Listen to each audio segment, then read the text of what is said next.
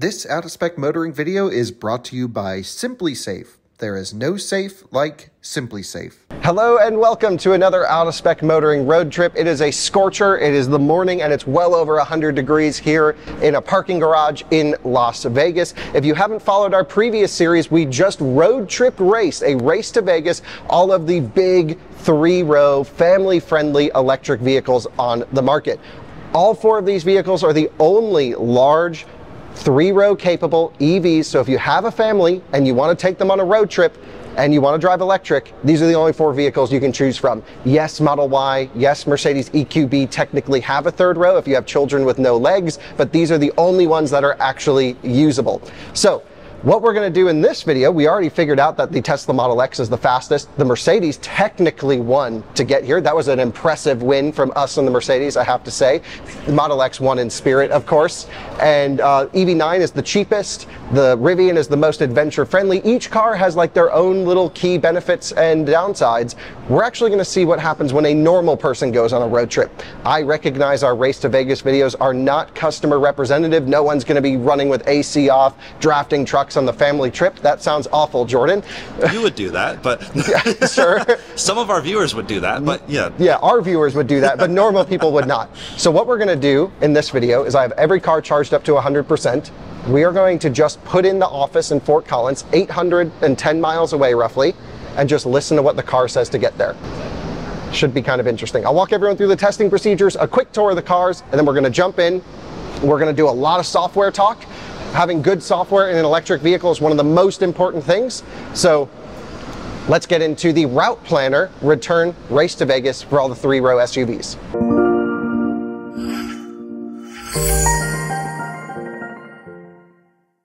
Happy to announce that this Race to Vegas is sponsored by SimpliSafe. Without SimpliSafe, we wouldn't have these cool EV races, and I wouldn't have a protected home. Guys, of course, we have precious dogs inside, keys to cars, lots of stuff, and they need to stay safe. And of course, we want to stay safe inside our home, which is why we chose SimpliSafe. SimpliSafe has a suite of products from cameras and door locks and interior monitoring systems, as well as remote monitoring systems, where all of those systems can work together and detect a problem and call 24/7 monitored service within 5 seconds of an issue. They can get right to the police or notify you of a fire, flood, or a break-in. And I absolutely love our doorbell right here. I can see who's right at my front door. I have an automatic door lock and interior cameras all set up on my house. So all I have to do when I walk up is tap a button on my phone. My door lock will unlock. If I want to lock it, I can just hit boom, lock right there.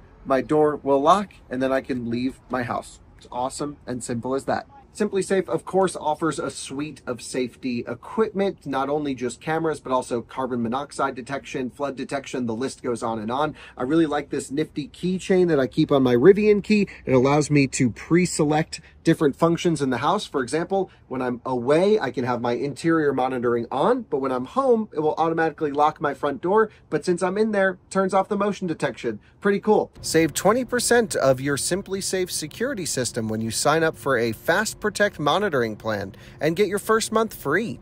Visit simplisafe.com/out-of-spec to customize yours. There's no safe like SimpliSafe.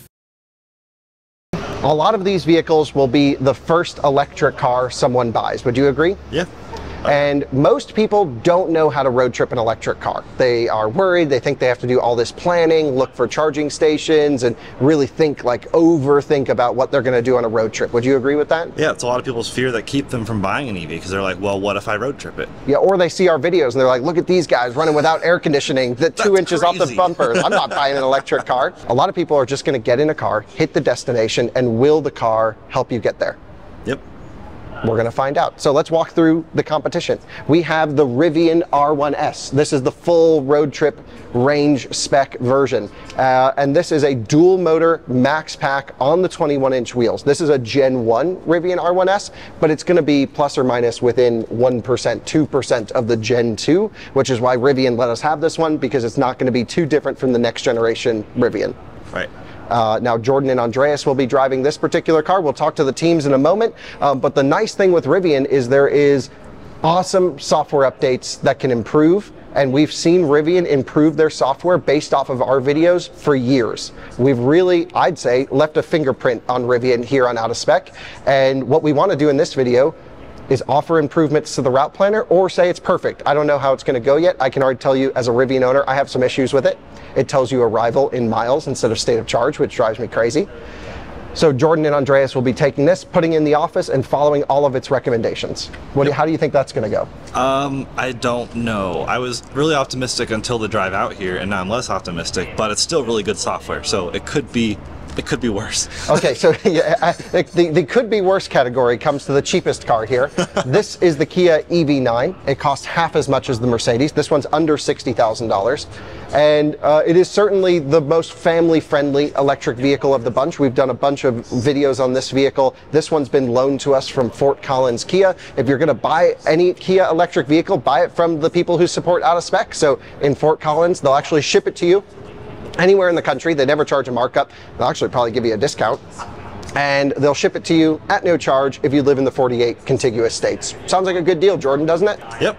So huge thanks to them for letting us have this for 6 months, pile the miles on it, and really learn the eGMP, the software, all this stuff. This is the light long range. This is the full range spec EV9. Big battery, 99.8 kilowatt hours, rear drive, super efficiency spec, and the worst software by far of the bunch. Right. This is a great bargain. We should say this was the 400 miles EPA. That's not going to hit that. This is 300 miles EPA, so these are both the range specs. They're all like the range specs. Yeah, we have the longest range versions pretty much of all the cars. And this is such a great car for such a good price, except the software. Yeah, so that's what's going to be interesting to see how they handle the route plan going back, because this does support route planning, but I would say just off our impressions, Jordan, this is the weakest of the bunch. Yep. We do know some tricks to make the route planner work better though, so we're going to let them know the tips ahead of time. And then we have the Mercedes EQS SUV. This is the most expensive of the bunch, as you can imagine, massaging seats. This one has the comfort acoustic package. You literally can't hear anything as you're driving down the road. Wow. It's so soft. It's like a marshmallow, looks like a marshmallow. The headrests are marshmallows. Yeah, we have pillows that has, this is so comfortable. But the one thing I have to give the Germans credit for, also at Volkswagen Group, at Porsche, and now with the new Volkswagen ID software, but Mercedes as well, the Germans understand the need for a good route planner. I have almost full confidence in this car to get me to the office first. Yeah. I think so. I think Mercedes gets it. They let me adjust my state of charge at arrival at the destination as minimum, and separately they let me select what charge level I want to get to chargers at minimum. And there's a bunch of other optimizations. It seemed to pick all the correct chargers on the way here. I'm really pleased with this software, and I think it's going to do really well. Interestingly, this is not the fastest charging car here. It's not the longest range car on paper. But what's really interesting, Jordan, we have found out many times now, the Rivian's rated at 400 miles. This is rated at 330. Yep. And this always goes farther than the Rivian. Yep. So don't trust EPA range. The Rivian goes 50 miles less in the real world at 70 miles an hour, and this goes 50 miles more than what it says in the real world at 70 miles an hour, which is why we do our own range testing and we ignore EPA range, because automakers can eke out and play the games, and we just don't like that. We deplay their games. So then you have the Rivian, or what the heck is this thing? The Tesla Model X long range on aero wheels. It is really hot here, we're already dying. And this one, Tesla road trips are so easy. Superchargers, instant route planning. I would say the only thing that Tesla needs to work on is just letting me get to chargers at lower state of charge. Right. But Ryan and Lacey can just bump the speed to maximum, and maybe it'll work out in their favor. This won the race to Vegas, by the way, in the previous video. This got to Las Vegas first. They missed the entrance, so on a technicality, the Mercedes technically won to get here, but this won the race to Vegas, and it has a real chance of winning the return. We, as car reviewers, need to value software almost as much as ABS feel through the brake pedal and chassis dynamics and range and efficiency. An electric vehicle, to most new owners, the entire experience of owning that vehicle is down to the software integration, especially on a trip. You know, most people are gonna daily drive these, charge them at home, and then they'll go on that once a year Christmas vacation, or whatever it is, the 4th of July trip to go see the family somewhere. It's got to help you get there. Would you agree with that, Jordan? Yep, I think software is probably the top of importance for some people for sure. So Lacey and Ryan are going to be taking the Tesla Model X Long Range. This is the newest car, you know, at least at the time of this recording, has all the new stuff. What's your plan? Obviously, we're just using the route planner, but what do you expect to happen this trip? Well, step one, turn on the AC. I mean, it was already a pretty nice cruise the first time. I don't think it's going to be too different this time. We'll just be using the route planner. Less work for Ryan, but like even less work for me. I didn't even do that much, so I'll just pass it over to Ryan. Yeah, I mean, Lacey said it. It's going to be pretty straightforward for us. We just put in the destination and Tesla does pretty much all the work. One of the things that we were talking about before is we're going to have very similar rules, but we're only going to be using, we actually are going to be using auto steer, which limits us to 85 miles per hour indicated, which is actually 84 miles per hour on the GPS. So we're going to be having a max speed of 84, but we think this will be a good idea, give us an opportunity to really do the auto steer on all of the cars and see what it's like on a long-term trip. Yeah, both you and the Rivian are limited to 85 miles an hour with lane centering, and both you and the Rivian read 1 over. So we're all, you know, and the Mercedes knows what the actual speed is because it's a German precision engineering. So we're just going to drive 84. Yeah, so that'll be perfect. And yeah, it should be a really straightforward ride. I'm not expecting too many hiccups or bumps, so although that Green River stretch with Tesla could get hairy if they get it wrong. If it will, yeah. And that stretch is always weird with Tesla route planner. That's true. So let's see how Tesla does. I think that could be a big hiccup. Fingers crossed. Good luck to you guys. Drew, you and I are going to hit home, listen to the Mercedes system, but we do have some pre-setup we have to do. Okay. We have to say we want to arrive at minimum power level. Yes. Yes. Because why would we want any energy in the battery when we're done? That's kind of the main one. Yeah. Right? Yeah. And then you can set your state of charge arrival at the charging station. Yep. Which most people don't know. EVs charge faster when they're slower, unless you're an EQS. But we still want the deepest, fattest charging sessions possible. For sure. Because this thing holds full power for a long time. Weird bug though, on the newest Mercedes software update, they used to let you get to charging stations at like 2 or 3%. Now 10% is minimum. I thought it at destination they let you go to 3. Okay, that's the thing. All right, so that's a little annoying. We'd like it to be down to near 0, but yes, so maybe on the next software update they'll fix that bug. Yeah. We also found that sometimes it's a bit optimistic, so it could save us. Sure. Yeah, right. I mean, the main thing for me is I feel like I burnt off a few brain cells yesterday from sitting in the heat, so just enough energy to run AC the whole We are going to run AC the whole way. We're going to go the same speed the whole way, 10 over whenever possible, to a maximum of 84 in the 80 zones. And looking forward to it. It's up to the car to get us there. And if it says we got to turn around to get to a charger, well, so bad. That's what we do. It's gonna okay, happen. Sounds good. Good luck to us. I think we actually have a really good route planner. Considering navigating the public charging networks is very complicated, this car probably has a good chance. Dominic and Max, you guys have perhaps the biggest challenge ahead of you with the built-in route planner. I don't even know if you had a chance to explore it much on the first leg. A little bit. Some we use the navigation, some, right? Yeah, my issue is the navigation, finding POIs, everything is kind of feels like using a TomTom GPS from 2005. It's not great. Right. So. But we are going to enjoy the ventilated seats this time because we didn't realize that we had it. They didn't see the giant button with a fan on the seat. On the door. It's on the door panel. Yeah, I assumed that it would be, you know, if I had it, it would be in the environmental menu, which we explored pretty thoroughly. You know, it's not there. It's on the door panel like a Mercedes. I'm impressed you got here. You didn't know you had ventilated seats. You didn't know you could see state of charge on arrival. So there's a few things. We still couldn't find state of charge. Could we find state of charge on arrival? No, we still haven't found that. Okay, well, Jordan will show you a couple things. Yeah, like that's what we were saying before, but the software is kind of not great. So here's the main issue with the Kia's route planner. It will not tell you when to unplug to head to the next station. Okay. So it'll say you need to stop here, but then it'll just charge, and then once it's done, then it'll say here's where you need to go. No. Right. So you cannot deviate from what the car says. And so here's the thing you're going to do though. For knowing how much to charge. I mean, it's good to know when you're going to run out. Have the tow truck there before you die, but you're not allowed to adjust anything. The other cars will tell us if we need to slow down to make it. Yeah. And the Mercedes will slow down for you. Yes, it will. It will automatically adjust the cruise control speed so I get to the charger at minimum. Oh.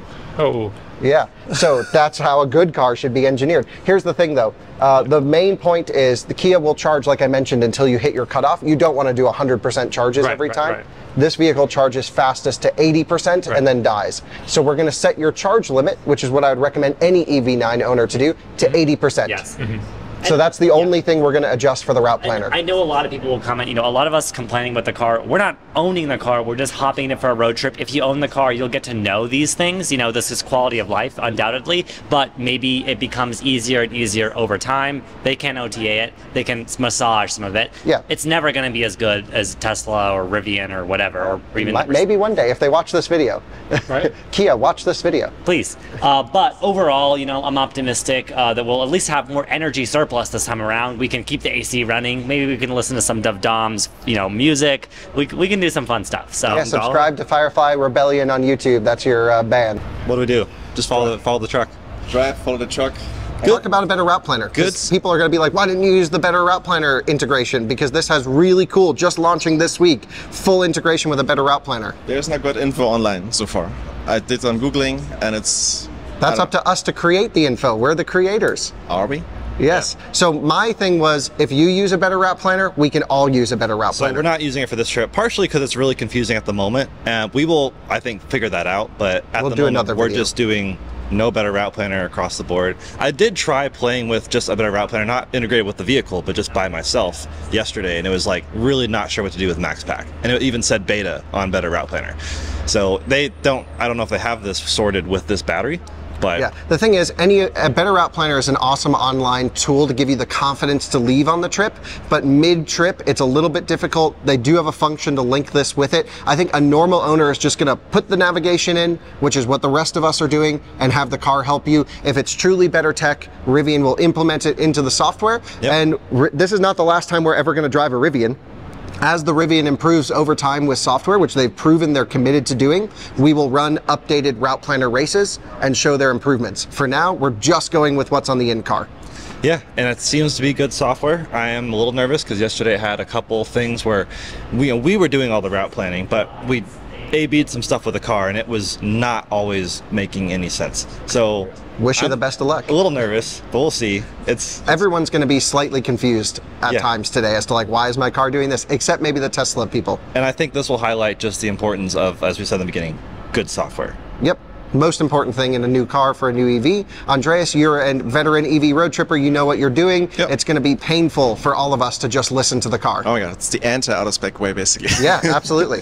Yeah. No, yeah, I'm looking forward to it. It will be interesting to see. I hope it's not going to do what it did in the last videos trip, where it was going to send us to some level 2 charging, a Rivian Waypoints network, yeah. So, but if it tells us to do that, I guess we have to do it. Okay, well, I wish you all the best of luck. Everyone's going to get in and share the setup of the trip because you have some, before you hit go in the Rivian, you have like a little up arrow. You can adjust all your parameters. The Kia can adjust all the parameters. Jordan, maybe you can oversee the Kia guys, make sure they're good. The Mercedes, I'll show everyone the settings. And the Tesla, they literally just hit the destination and it does everything. And we go. And then we go. Let's go. Welcome to the Mercedes-Benz user experience and the Hyper screen. We've got a head-up display. We've got this display. We've got this giant one. We've got a passenger one so Drew can monitor. We've got massaging seats, pillows. This is truly luxury living. I actually think it's pretty cool. I like it. Route planner. We're going to go from here in Vegas to Fort Collins, Colorado. And that trip is 800 plus or minus miles. It's just over. Now, that's a pretty typical day drive here in America, I would say. Nothing unusual. If I come here to the EQ menu, I'm going to go to route settings. And I just want to show you some of the route planner settings that I have to play around with. The first thing I'm going to do is turn on the electric intelligence plan charging stops. And this is where the car will automatically tell us where we need to charge. Awesome features here. Unlike any other car here, Mercedes totally gets it. It shows me that someone who made this software drove an electric car at one point. We have a state of charge at destination, and I can set it, you know, from 10%, 15, 20. I'm going to set it down to minimum, which I think if it's below 10, maybe 5%, 3% plus or minus. We don't need any energy when we get to the office because we have charging there. So that's going to mean shorter charging stops. So that's awesome. And state of charge at charging stations. So important that this is different than the destination. A lot of people don't like to be below 20%, and with a charging curve as fat as the EQS, it's beneficial, yes, to arrive as low as possible and do deep charges, but you know, most people probably want to set this somewhere around here. Now, I mentioned at the beginning of this video, this used to let you go well below 10%, like down to 3% arrival. You'll notice now, because it goes in 5% increments, 10% is now the minimum target arrival. So the car will tell us what state of charge we need to charge to at the charging station to get to the next one at its predicted 10%. Part of this will also see when we leave at 10%, we're going to be all driving consistently 10 over the speed limit with a maximum of 85. Will the cars have a correct arrival state of charge, or will they need to find a charging station if we can't make it? All of that factors in here as well. We're driving very consistently, all doing the same thing. We have alternative routes in real time selected, so if something happens on the trip, it will automatically route us around. So let's look at what the trip actually looks like. This is what I love so much that Mercedes gets right. We are going to go to the office, 627 miles as the crow flies. Going to get some nice information that pops up here. It's 812 miles by road. And let's take a look. Tells me the weather there. And then, you know, if it's like a Google address, it'll show me photos and the phone number if I need to. But this is just, you know, a regular address. Let's hit let's go. You can see route optimization is happening. And within route optimization, the EQS will automatically prepare the battery ahead of a charging session, either by cooling or heating, depending on the conditions. It says we only need to stop twice, and here's what it's saying. It wants to get us to the farthest away charging station we can possibly make it to on this charge. Now, keep in mind, I'm going to hit yes because we can go in carpool lanes. Because technically out here you just pay for them. You don't need 3 people or 2 people in them. It's going to get us to the farthest away charging station it thinks we can make it to with our minimum charge set. If for whatever reason we're coming up short or we have too much, it will recalculate in real time, which is awesome. It says it wants us to charge to 85%. We'll then get to the Grand Junction EA at 10%, charge to 80, and then we'll get to the office at 2%. Proper, hardcore route planning. This is what I like to see. This is perfect. I'm going to make sure that we have our high voltage preconditioning active, and we're just going to follow this. It's not how I would road trip. I would not go to Grand Junction. It's too far off the highway if I can avoid it. But hey, this is a pretty good route plan. Drew is just getting into the vehicle. This is what the Mercedes wants to do. What do you think as a hardcore road tripper? Does this make sense to you? 2 stops? 2 stops. That's probably the farthest one we could make it to. I bet we could make it to Richfield, but you know, they want a 10% minimum arrival with the new route plan. Beaver, then Grand Junction. Okay. Cool. I mean, 2 stops is the main thing. So they're doing the same amount of stops that we did. And so cool. Sounds great. All right, so we're going to do some pretty straightforward stuff. Just make sure that autopilot's on. I personally really do not like full self-driving, so I'm going to keep it in auto steer. I'll set the cruise follow distance to 2. And that's pretty much it. That's all the setup for us? Yeah, so that'll be it. And we can just, I mean, we can go through all these settings and look at them. We could have offsets. I mean, we could do a fixed one, but I'm just going to set it manually every time. Speed limit, offset 10, that works. Forward, maybe it's lower. Just a lot of basic stuff that you'd expect in most new cars that have these driver assistance things. It's really straightforward. And then really all we have to do is type in Energy Powerhouse campus. Nice. So first stop is? Richfield. Oh, sorry, Cedar City. 2.5 hours? Apparently. Yeah. All right. Well, here we go. We'll just wait for everybody to get ready to take off, but pretty simple setup for us. We'll see how it goes. First of all, I'm setting my charge limit to 80%, which you should just generally do road tripping in EV9. This will also, of course, tell the route planner to factor in that we're not going to charge the battery past 80, because of course it'll slow down a lot past that point, even with this very decently charging battery. Now, we go into maps, and the route planning does exist in this vehicle, but it's a little bit clunky or somewhat convoluted. So,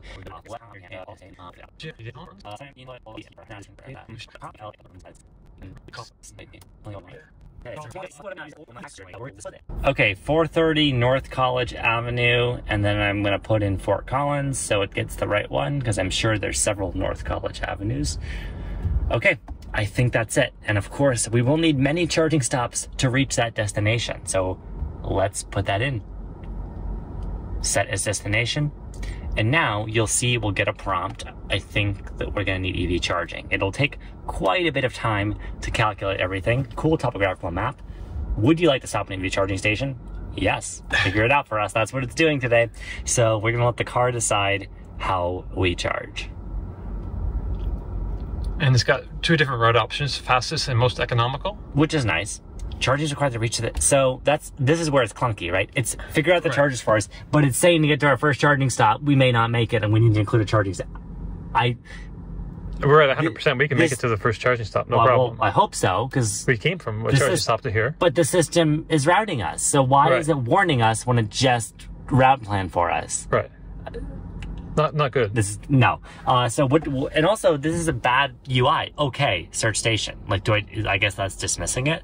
I'm just gonna hit okay. And where's it sending us to? Well, there's Beaver, Utah.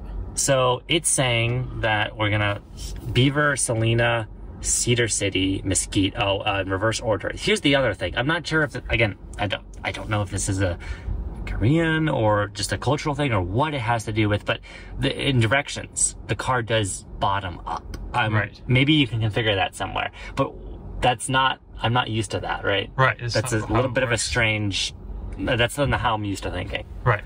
But yeah, Walmart and Mesquite, that seems reasonable enough, except we're getting there at 62%. I don't love that, but that's what the car is recommending. So right, so it said we needed the charge to make it to Mesquite, our first one, and Mesquite. We're going to make it with 62%. Yeah, so I don't know what's it telling us we can't make it to a charger. I don't know if a key engineer is watching this. Seriously, reach out to us. Let us know. Like I'm not sure what we're doing wrong here, or if this is the system working as designed. Right. But yeah, make sure include current charging stations is checked. It's nice that it gives us the overlay here. So 809 miles overall. It does also, as we can see, it told us the SOC on arrival. Now I think if I tap this, it'll go back to, yep, displaying the whole trip, starting from here. From the bottom.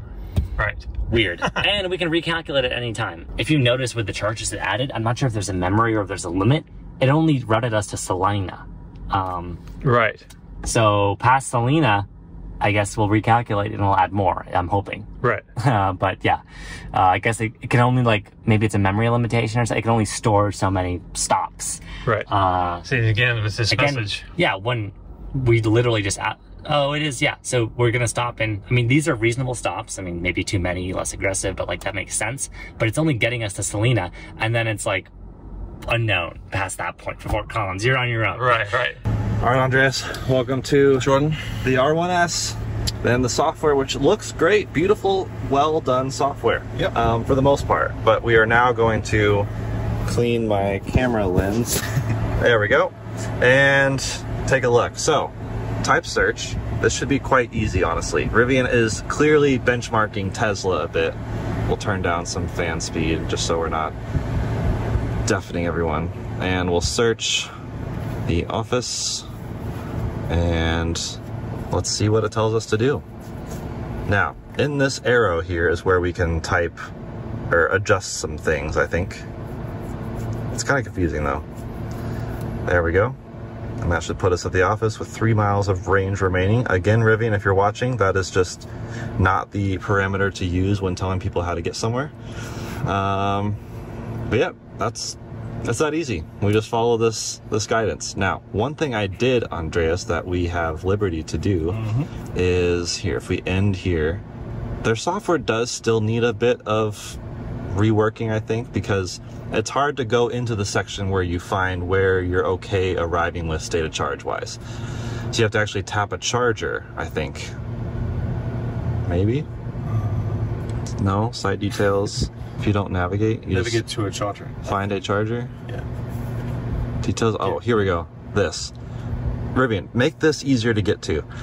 Preferred range on arrival, 1%. Perfect. We can live with that. Also, preferred networks, ironically, I am unchecking Rivian. Because Rivian I have confirmed, it literally prioritizes itself even to the detriment of your trip. Yeah, we saw that in the other video. Well, yeah, so it was trying to send us to a level 2 charger to go charge, way off the highway. Like it was going to add 4 hours to the trip. And if we do this, I can show everyone. Apply once. Now it adds the Rivian Adventure Network. It adds 10 minutes to our overall trip time because it wants you to stop at Rivian. Yep. No matter what. Even though we just proved that that's not the optimum route, it's making you stop at their own charger, which I think is kind of silly and frustrating. So we are avoiding Rivian chargers. We know now that they don't really work as well, ironically, with the Rivian.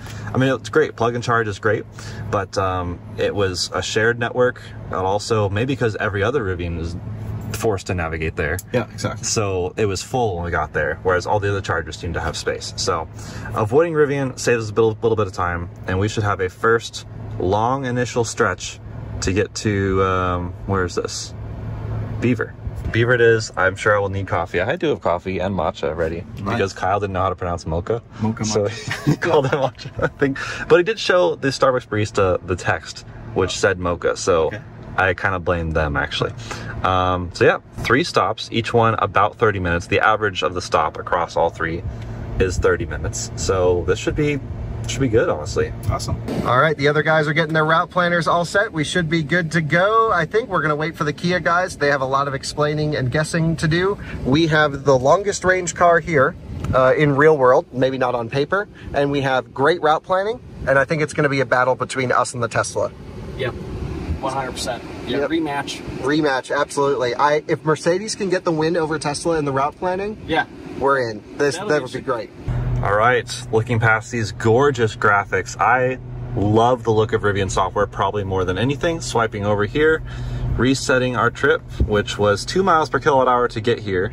We're gonna reset it back. This time, Andreas, we're going to remember to reset B in between chargers. Okay. Hold me to it. B. And yeah, we're ready to go.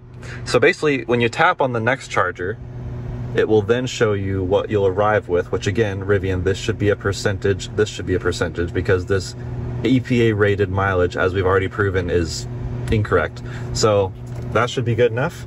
We are all heading down, gonna pay the garage to let us out. I'm just going ahead and resetting the trip, calling it Race from Vegas. Okay, so last time, our trip, we didn't reset it. I did just reset it right now. We had an issue filming, so we don't have the last clip, but I'm at 0 at the moment. The Kia is first, they're off. So they're gonna get in front of the Model X, and then it'll be them, then the Rivian, then us, and then the Model X. Okay. And that's the advantage for, I guess, the handicap to the winners. Okay, we're going. Go! Trip odometer reset. Bye. Kia owners didn't use his turn signal either. Max. Okay. Now he's cutting off. What is happening? So we've got big navigation screens. I've got an additional screen, which will help. We've got 2 charging stops, both 350 kilowatts, both available, both of which should be working. Nice. What's our arrival percentage? What sort of buffer do we have? 26%. Holy smokes. So we're just going to go to the maximum speed available for the test. Race mode, please. Oh, come on. You're a Mustang. You're a Mustang. Oh. These guys ripping it. Right to 55 and then it's not slow. Oh, the Rivian's right here. Okay. Great. Come on, rotate. It's full send nation already. Minimal region. 2 minutes into the trip, already squeaking tires. We'll cut the Rivian off. Yep. Oh, the Kia's going in for the pass. Aggressive driving by Max here. Too bad. Someone else is honking. That was not us. Max, there's someone in your blind spot. Oh my god. Oh, the Kia's with us. I just saw them go for a pretty hardcore pass. Thing does look pretty good in the mirror for half the price. You could have, like, you know, if you want an EQS for half the price, it would end about here. Right. And then you would have nothing behind you except air. So already our state of charge on arrival has gone down 1%, but I would say that seems about right based off how we got out of the city. Sure. Yeah, right. It's like, oh, you're doing that, huh? Now it's just normal driving. Wait, so We just ran into an issue. We just got on the highway like 10 seconds ago. Departure avoidance features unavailable. And then when I tried to use cruise control, it says autopilot active safety features unavailable. Camera alignment required. Requires service. No cruise control at all. Done. Oh no. That's a bummer. Alright. That's alright. We're in this together. We'll live. I think it's fate. We were just gonna win by too much. So we'll see what we do with this. For a long time there, we had no highway assist. I don't know why. The lanes are perfectly marked, but the construction caused it to go slightly off the pre-mapped route, which is frustrating. So I just, the system's pretty good, but just the frustration of a pre-map system, especially on highways where it like goes on and off and on and off, which happens a lot near our office in Fort Collins. So we should see more of that, I think, later on. But it's just so frustrating. So now I think everyone's back up to speed, but we definitely lost some placement in that traffic, I think. We are still ahead of the Model X, but they might also be having some driver assistance issues. Yep. We're having issues, but at least we have a system. Las Vegas, repping with the renewables. This isn't enough to power half of one casino. Right. bunch of solar out there though in the desert. Okay, so the Mercedes has a, I assume, way better, more aggressive route planning system, but they're following us in traffic. If we can just slow them down, yeah, we're gonna destroy our efficiency, but hey, we're doing the Charger at like 60%. Doesn't matter. For them, they're doing it the right way. We can at least slow them down a little bit. They're right there. I would close that gap more, he'll squeeze in that. Yeah, use that energy. Talking about that suspension waft, we're on a straight road and I just saw that thing bouncing. We are dead straight and that thing is just bouncing all over the place. That is so funny. We definitely have the best driver assistance right now because Tesla is not functioning. Right. Yeah, they need to do a camera recalibration. Yep. And I mean, your impressions, you're a Tesla driver, as am I. What do you think about the driver assistance in this car? Smoothness, competency, highway? Yeah, really, really good. Really good. I mean, it's a little bit more like fluid, I would say. It's not quite so rigid like a Tesla autopilot system seems to be like, you know, just like dead straight and you know, on its line.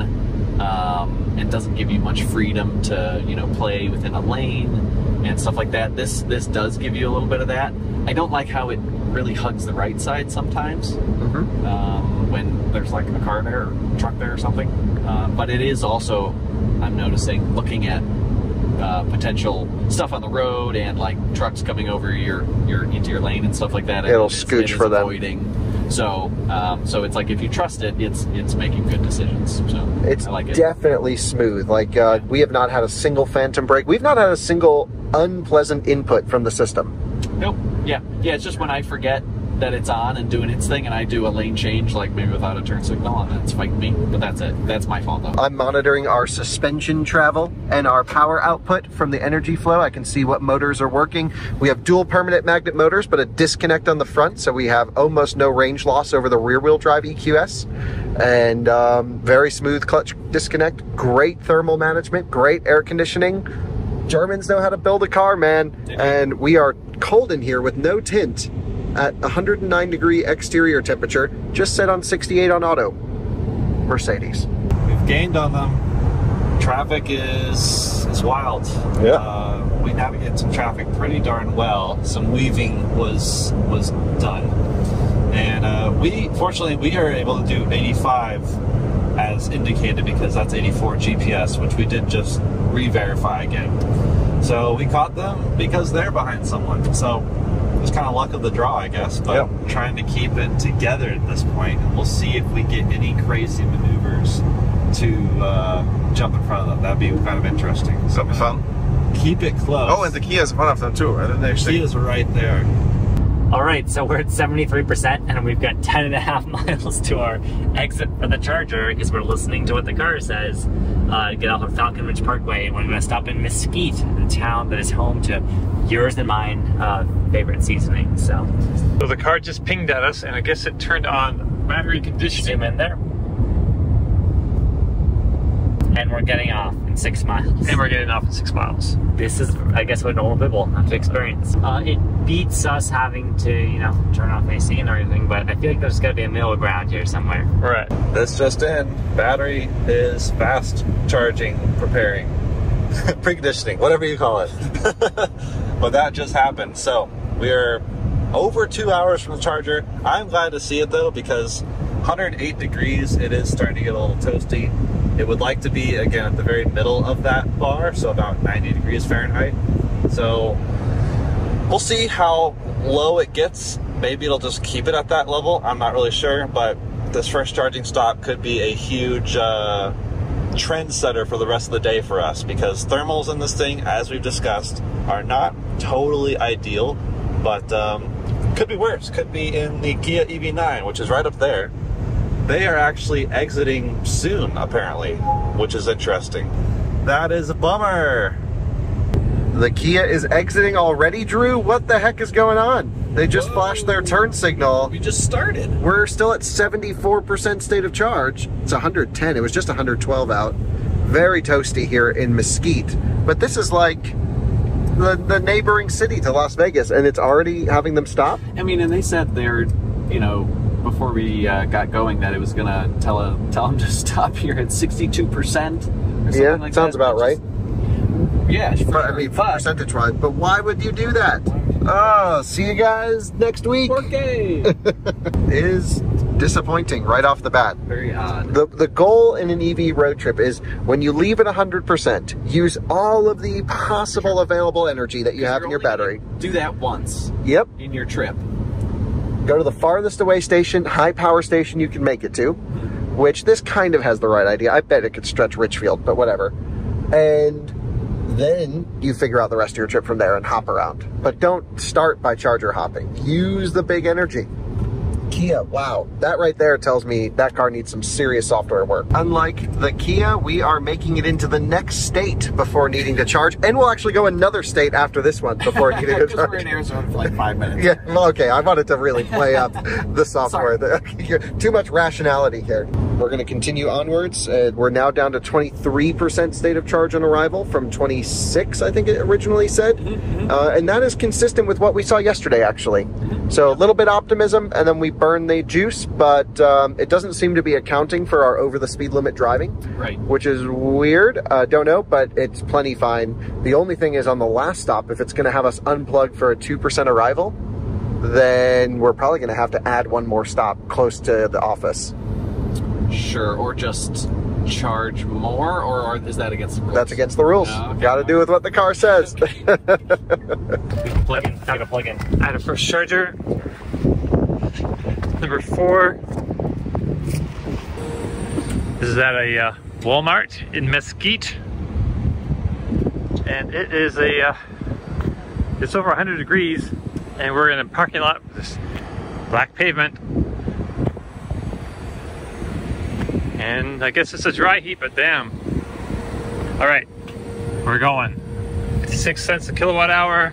Okay, the good news is at 70%, we're getting 120 kilowatts and expanding. So the car, I think, if there's any logic at all to this super high SOC, it has lots of energy to cool the battery pack. So right, should be optimal. We're getting 165 kilowatts at 70%. So we really should have been deep charging this. Yeah, that's pretty good. I mean, well, our last stop yesterday... 190, we're gonna get 200. We're still getting 200 kilowatts at 70. That's crazy, that's monster charging. Yeah, so that's monster charging. It wants us to charge to 80. Let me look back. 2 kilowatts, we're charging that now. I don't know if you can see that. We're 91, oh, it might be dropping down now. Yeah, we're at 72, but those are crazy numbers. Well, that was a quick charging session. Right, was that 5 minutes? Less than that, like 3 minutes. But we went from 70 to 80, and we still held amazing speed, so that's cool. But we could have gone to Cedar City, I think. We did not. Oh, easily. Easily. Yeah. But that's our next stop, and it says actually we're gonna get there at 22. So maybe, I guess we could have gone to Cedar City, but we would have had we'll be on board at 10%, so we would have had, like, 12%. which is, you know, we'd be fine with, but I guess the Kia's not, so that's what we did. All right, EV9 and our Jouncy suspension, making our way back onto 15. I didn't even have time to get coffee or a snack. I mean, we had no time, but we'll have more time at the next stop. And that's to the floor. A foot to the floor in the rear-wheel drive, 201 horsepower, staggeringly fast EV9. You know, that's not bad, you know? It's fine, yeah. I mean, it's better than, like, as we were commenting, there's some, you know, like you buy, I think, the Corolla Cross, you know, the base one of that. That's a really slow vehicle. Oh, really? This might be quicker than that. Yeah. But, yeah. I had a quick little chat with the iX owner. Yeah, you had a BMW iX owner at the Charger. Yeah, M60 edition. He's getting 2.5 miles per kilowatt hour. Traveling at 75 to 80 miles an hour with that big roof box. That's really impressive. We are now entering, and the first to enter, the beautiful canyon, maybe the prettiest stretch of American highway. Just amazing. Amazing, and we have a cool Rivian R1S in the mirror. And wow, this is always a treat to come through here. And even though we just did it yesterday, the views are different coming this way. So it's cool. I mean, that is what I love about these Race to Vegases. This 800-mile stretch of highway, there's nothing that's uninteresting. It's all cool, it's all different, it's all wild, and it's all tricky. Very hilly terrain. I mean, one thing we haven't mentioned in this video yet, this route is really difficult for route planners to figure out. It's probably the most difficult stretch of American highway for a route planner to figure out because we have extreme elevation gain, extreme wind, charging is all over the place. You have to optimize, find the correct ones. They're not spaced out perfect. This is max test for route planners right here. So absolutely very glad that this is in our backyard. We're able to do these tests, and hopefully this is a very consumer representative test for you guys. Andreas, I wish I could stop and fly the drone, but oh really? Why would you want to do that here? I don't know, it's beautiful.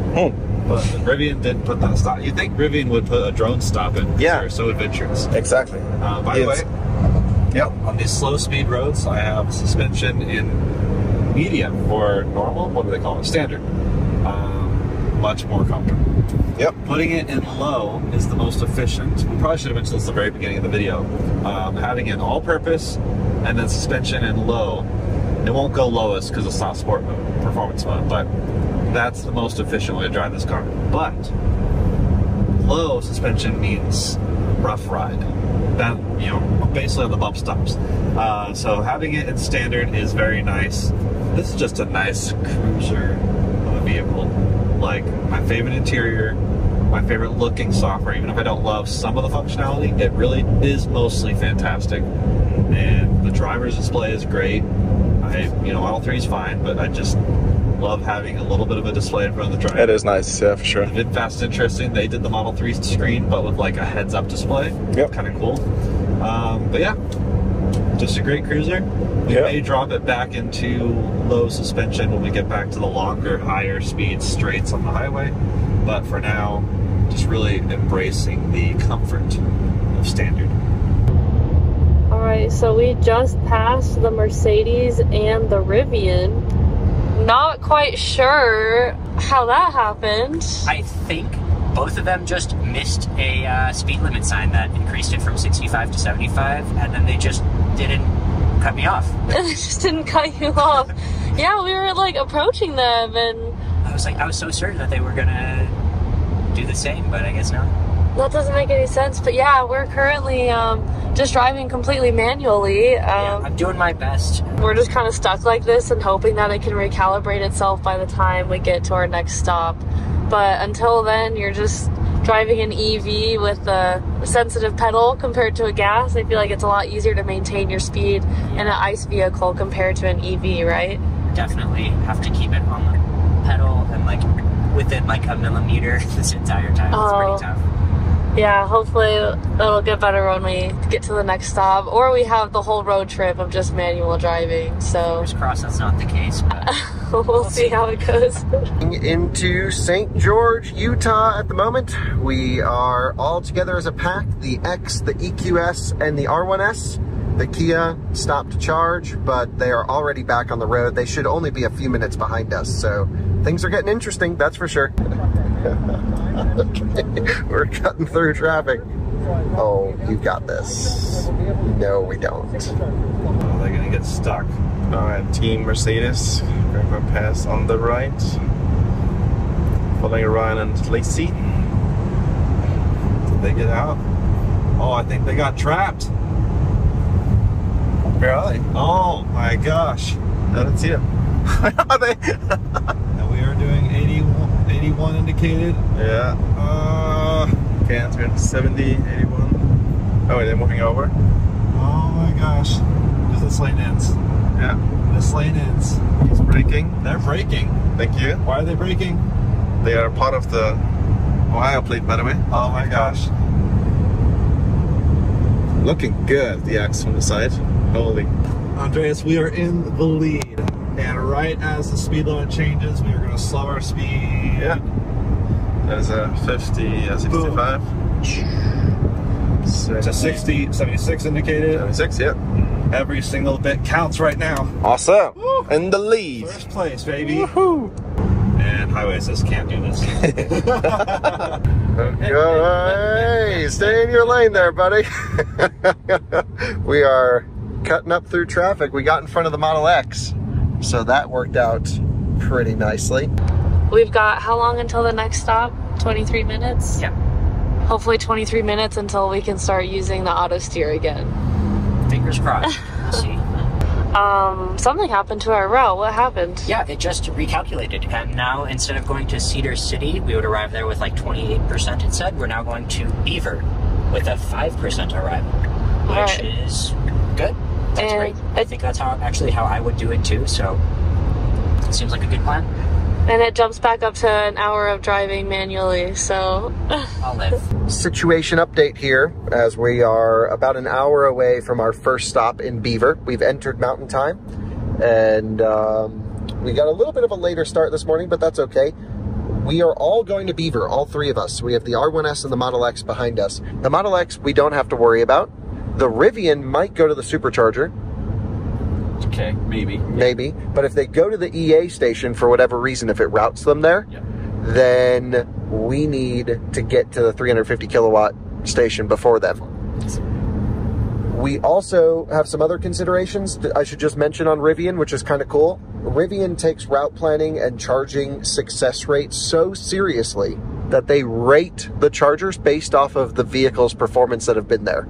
Awesome. So they're only going to run that Rivian, and it will prioritize A and B, high scoring charging stations, which is really cool. That is cool. Super cool. And I think taking matters into their own hands and getting the data from their own vehicles, while I still think there needs to be some improvement to that, is a huge step to showing the customers that they care. And Mercedes just goes to EA and says, send us your data. So really love what Rivian's doing. How's EA's data? EA's data is a 50-50. Sometimes maybe good, sometimes maybe shit.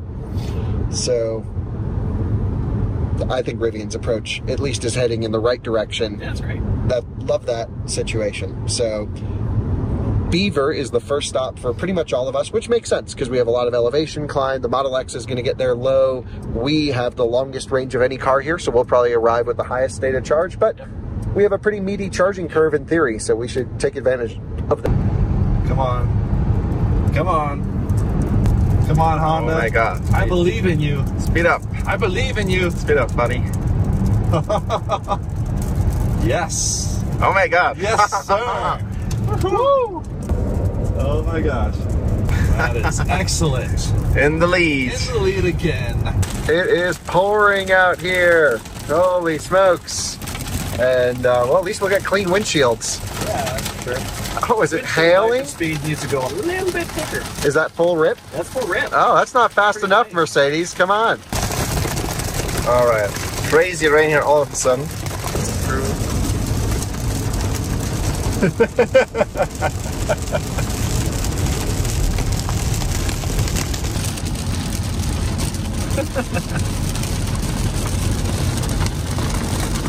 Up above, as we can see through this roof, it is kind of gray, but I think we'll get out of it pretty soon. Yeah, there's the Rivian and the Mercedes right next to each other. Looks like Mercedes is about to pass Rivian. Okay, we're about to make our second charging stop in Cedar City at a Walmart. And we are, to be fair, this time, lower SSD, 35%. All right, our first real substantial issues with Electrify America here in Cedar City. Charger 2 just opened up. We might have to switch. The app is being slow. Plug in. In our case, we're trying to use the EV9's charge plan, but... Right. All right, initiated charging. Charging started. And charger just got the message. You know, okay. Everything's hunky-dory. Okay. Just gonna get your timing right. Right. Yeah. Man. 35% to 80 in 13 minutes or 15 minutes. Wow. It told us 25 minutes? Yeah, but we shouldn't have listened to that. I mean, it's not gonna know how quickly it can ramp up. So right. The fact that we don't have to worry about energy, we can charge incredibly. Right. We're having a good time. I mean, aside from just the rushing, I mean, we're doing this crazy YouTube series. Right. I mean, for a normal person, I have to say, now that we've gotten it working with the terrible interface, this is actually decent route planning logic. Right. We are in Beaver, which means we are exiting. There goes Kyle, a couple exits down. The Model X is right behind us. Pulling off the highway. We've been preconditioning this whole time. We have about 20% state of charge. And here are our temperatures. I'll let you guys look at that. It cooled it down to 89 degrees. Good so job. It really did pretty well. Yeah. Slamming on the brakes. Good, all right. Pulling over. My phone flying. Yeah, things are just flying around the cabin here. All right, we're gonna use the same one we used first time, which was good speeds. There's the Model X. So, plug that in, pull this down. Too many steps. Yeah, Too many steps, but now let's look at our efficiency now that we've actually pulled in here. Yeah. We're ramping up, we're gonna do our little wet rag trick. And for everyone's information, 2 miles per kilowatt hour. 2 miles per kilowatt hour. So we're at 2.2 like an hour ago. 162, 167. Wow, gradual, very gradual ramp up. Yeah. And it hasn't ramped up. Oh, there we go. 180. Come on, let's see 200. I want to see 200. We know we can do 200, but yeah, that's all right. This might be all we can pull on the supercharger. We weren't really paying attention, but the guys just pulled off to go charge there. So we have no race to get to the 350 kilowatt charger. The big question is, will it be available to us? And the answer is, if only one is out of service. Please God, yes. Okay, yeah, one is available. Okay. Okay, good. All right, hitting our first stop, approaching at 6%. You said it was around 8% that it like really ramps up, right? Yes, it does take a moment, so. Yeah. 224 miles, 366 watt hours per mile, which is 2.7 miles per kilowatt hour. Not great, but we were going pretty fast and we gained several thousand feet of elevation, so that kind of makes sense. 246. All right, so half an hour or so here. I am going to run to the bathroom, maybe get a snack. We got some time. This is a much more leisurely stop. We are arriving to our first stop, which is Beaver, and we have 20% state of charge, which is 6 less than what it predicted. Now, I would say we drove at first initially pretty aggressively getting out of Vegas, but the rest of the driving was exactly how we've been driving this car for almost 1,000 miles now. So it should know. We also had a tailwind pushing us along, and yeah, so I think they need to adapt to driving style a bit better. And we have to charge deep here, Drew. Okay, so there's just a Lightning here, so we'll go on the other one in the middle, which will be the 350 kilowatt. That's going to be number 3, 350 kilowatt. 1 second before you plug in, I'm going to activate number 1, 2, 3. It says it has plug-in charge set up, but I swear it doesn't work. We're going to do this. Start. Gave us some cool data there. Yeah, charging session, please insert the cable. Yeah, please plug in. You're good. Plug it in. Plug in. Okay, then it's activated. We should be good. Mercedes EQ, charging, nice, and awesome. And so now we should have a target, state of charge. That's what we need to charge to, according to the Mercedes.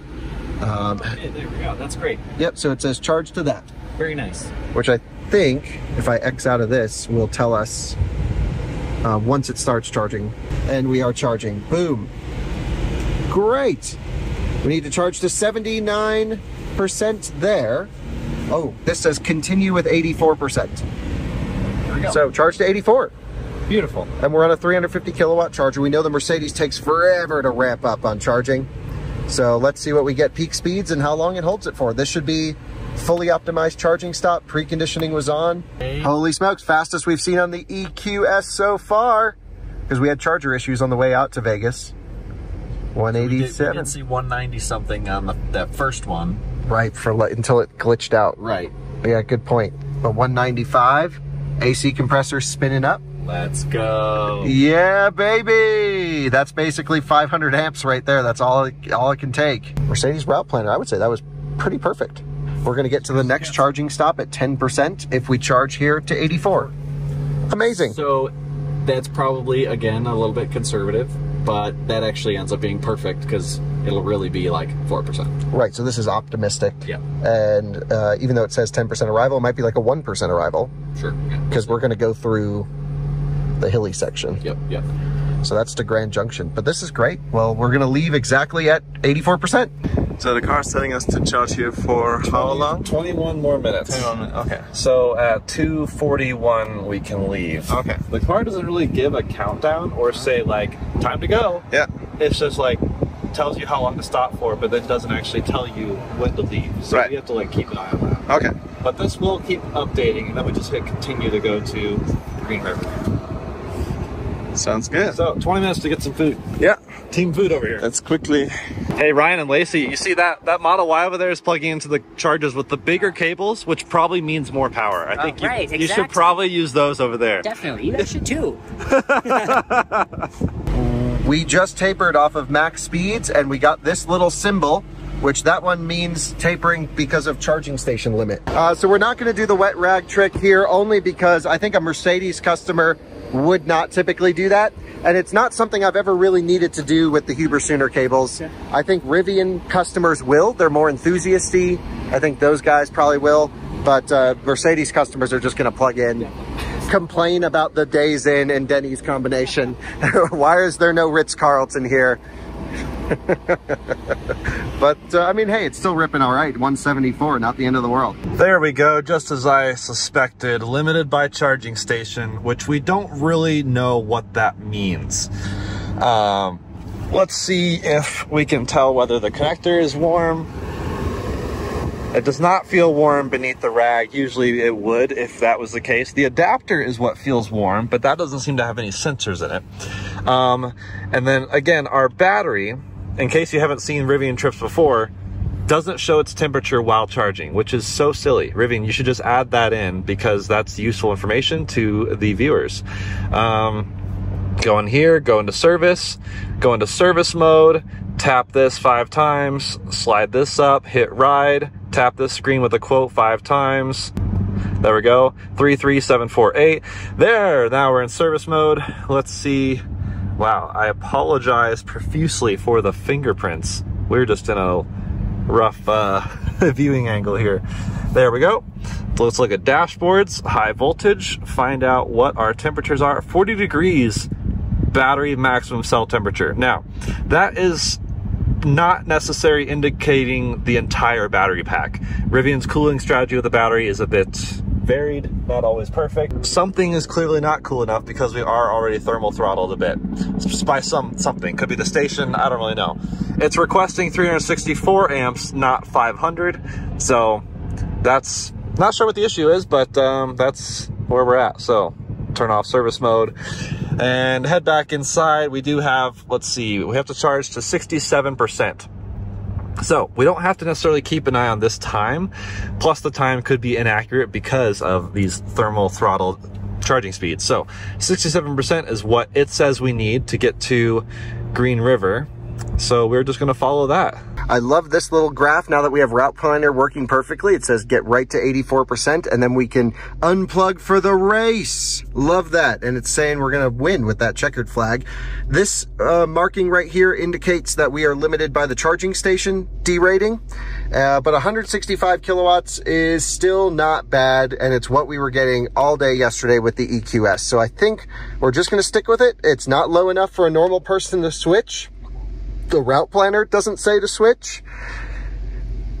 And so we're just going to stick here. It is what it is. You know, Drew's in getting food, and I'm gonna go in after him. We're just babysitting the car in case something does go wrong. It's something you kind of have to do with EVs charging in hot weather. I wish you didn't, but we've had so many bugs with charging with all 4 of these vehicles that someone should just stay with the car at the moment, which is kind of a shame. If I had that remote app for the charger or the car, I would leave, but I don't have the app to monitor, so that's why. If I had the app, I'd feel confident to walk away.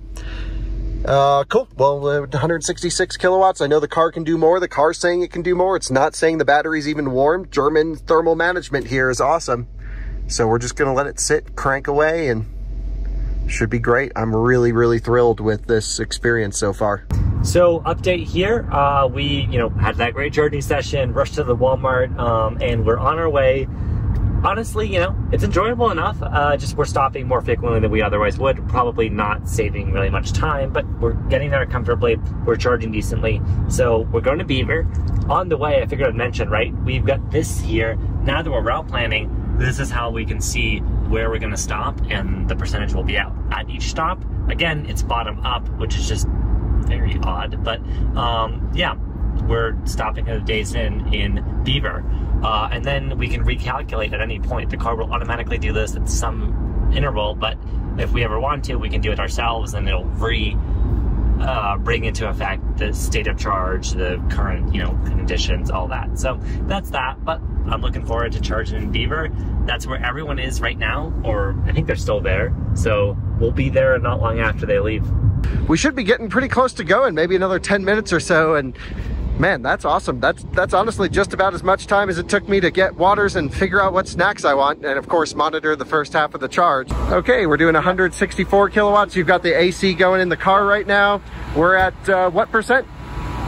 65. 65%. Hey, that's awesome. Really not bad. We've been here 21 minutes, which, is Taycan, that's an eternity for modern electric cars. For sure.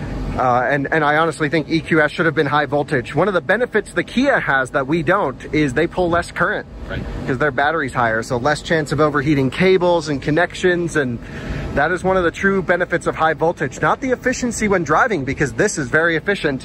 High voltage would help that too, but the charging is the main benefit. That's the way. Yep, that is the way forward anyway. So good stuff. Good news, we are no longer charger limited, and this battery just means we're following a D-rate based off of the charging curve with no issue. So that's the sign you want to see when it's tapering. So that's what the car will always do at 71% state of charge. Now that we know the symbols, this is very easy to figure out. Yeah, I mean, because that could be very concerning when you see your battery. Yeah, to me, that looks bad. This little thing right there. It's sort of, got that like diagonal, like, yeah. No battery dead. Yeah, that doesn't look like a good symbol, but that means you're either at very low or very high state of charge, and the vehicle is just following the normal curve. Following its normal curve. Yeah. When you see the temperature one, so the bad ones look like that. When we unplug, we'll probably get that. It seems to do that after the unplug, and that makes sense. Batteries roast in during sessions. This means that the charging station's limiting us, and this means we're good. Battery's almost completely discharged or charged. All right, so we pulled in at 218. It's currently 247. And the kilowatt is, we're at 69 kilowatts. Nice. Currently. So 78%, 97 degree Fahrenheit heat. It's toasty. Yeah, double digits. Yeah. No triple digits. That's pretty nice. It said 10 minutes for a while. Now it's been saying 5 minutes for a while, and we just officially hit half an hour. So is it gonna go down? It should. I'm sure it'll be done soon. It says we'll get there at 16% right now, and it's targeting like low teens in the other one, so I'm imagining it should be done very soon, but we'll get there. We'll get out of there. Rivian's still here too. Look, it says calculating 0 minutes. It'll give us a notification. There you go. Here we go. All right, unplug and go. We left before the Rivian. They were supposed to leave like 3 minutes before us, I thought. Yeah. What are they doing? I'm guessing that their route planner, wow, this AC is quite loud, but I'm guessing their route planner did not do a great job at accounting for the charging curve and the thermal throttling that it just experienced. All right, Andreas, you're driving now. Well, in a minute, literally a minute. We are 1 minute from complete. So what's interesting is the route planner, like, jumped, but it doesn't actually jump. This is still saying to unplug at 67% like it did when we got here. And then I was like, are you sure? And then I ended it and started again, and now it's saying 74%. We're still going to go with what it originally said because that's still giving us more buffer than what we have it programmed to give. We wanted to arrive with like 1%, and it seems to be getting us there with like 15%, which doesn't really make sense to me. But yeah, we just hit 67%. We'll just let this maybe go down to 0, so we're still sticking with the rules, but the throttling has gone all over the place. The charging has been 90 kilowatts, 140 kilowatts, 90 kilowatts, 100, just like that. The charging curve is like a very oscillating, weird situation. Signet Search kind of moment here on Tesla superchargers. Not as extreme, but, you know, yeah, reminds me of this for sure. But I think we are ready to go. Model X just left. Yep. We better go. Yep. All right, let's unplug. Let's go. Okay. Here's the rag. Good catch. Teamwork. There we go. Off to the races. Don't spill the coffee. Yeah. Reverse. Reverse, not forward. Yeah, it's saying we'll get to Electrify America with 60 miles of range, which is basically 15%. Plenty. So, yeah, it makes us overcharge for some reason, even though we told the route planner that we wanted to get there with 1%. So, not really sure what that's all about. So, what's interesting is we just left the charger and we are already preparing battery for fast charging. Now that we're done charging, we can see the battery is toasty, so that may have been part of the derating issue. But the Rivian was still blaming the supercharger, even though I think the battery is probably getting hot. So it's already starting to precondition, and now the range on arrival has dropped to 37 miles. So it feels like it doesn't really know what we're going to arrive with. It went from 60 to 59 to 37. We'll see. I don't know how much juice it'll use to prepare the battery for fast charging. I don't know if it optimizes that for your remaining range. Like, maybe since it knows we do have a bit of a buffer, it'll use a bit more juice to get the battery a bit cooler. Maybe it just has a set way of doing it regardless of the range remaining. I don't really know. I'd love to hear Rivian's response on that, but this is now saying 9% instead of 15%. What's interesting is that the thermal throttling caused the estimated time of charge to be more than we thought. You know, when we pulled in, it said charge for 21 minutes. About 30 minutes later, we finally unplugged. It kept doing the countdown, but it just kept like each minute was like almost 2 minutes. So it's just not super accurate because maybe because it doesn't realize it's gonna thermal throttle. I mean, if we were doing this road trip in like winter, we probably would have a different situation. Oh, yeah. But we are doing it with 102 degrees ambient temperature, which is rough. Well, we finished the calibration process, but unfortunately, lane departure features unavailable. Can't use any of it, so. Oh, that's fine. I've got, how long? 2.5 hours of manual driving. I'm just like, that's fine. It's just really hard to stick at like one number. It's very frustrating, yeah. It's rough in an EV, so I mean, I can drive, right? But like for the limits that we set on this trip, on this race, it'll be rough. We'll get there though. Especially when there's cars in front of us and I can't go that fast. We'll be fine. Yeah. So we're waiting to see what happens when we hit 84%. We're at 83. Doing still 100 kilowatts at 83%. It's not bad. Not bad at all. So, and most people wouldn't have this screen pulled up to all the charging things, but you can show charging speed on that screen, this screen, and this screen. Which is great. So much configuration. Yes. Okay, there we go. 1 minute left to go. We're getting close to being able to unplug. The Kia would just be like, I don't know what you need to charge to. Hit 84. 84 to 84. It still says 1 minute.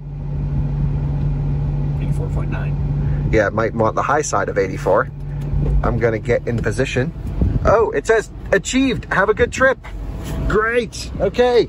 Let's go, let's go, let's go. You gotta hit this stupid button, which is actually not stupid with CCS, but with level 2 it is. The new EQS, since this is the updated one with the bigger battery, has an automatic charge port. So put it in drive and the charge port will... Oh, I can't go and drive. You gotta turn it on. That turned it off. Put on the brake hard. On. drive, charge port closed, and we're off. Shows a 16% arrival all the way in Grand Junction, 280 miles away. That's amazing. That is nice. And we're stuck behind JB Hunt, not helping us here. This is annoying, Drew. We haven't even merged on the highway yet, and we've been going slow behind a truck, and it just went from 16 to 9% arrival. What is Mercedes doing? That's not good. That's not good. Not good at all there. At least it didn't tell us to leave early for that. So this is a hard stretch to calibrate for, but I have no idea why it glitched out and showed 16% there for a bit. The Model X, by the way, still no autopilot, still no adaptive cruise. Oh, really? Yep. And they did a recalibration? They did the camera recalibration. Didn't help. Oh, wow. That sucks. I have never seen that before on Tesla. And we've been driving Teslas for 10 years or something. All right, it's Charger 2, right? We're here, Charger 2.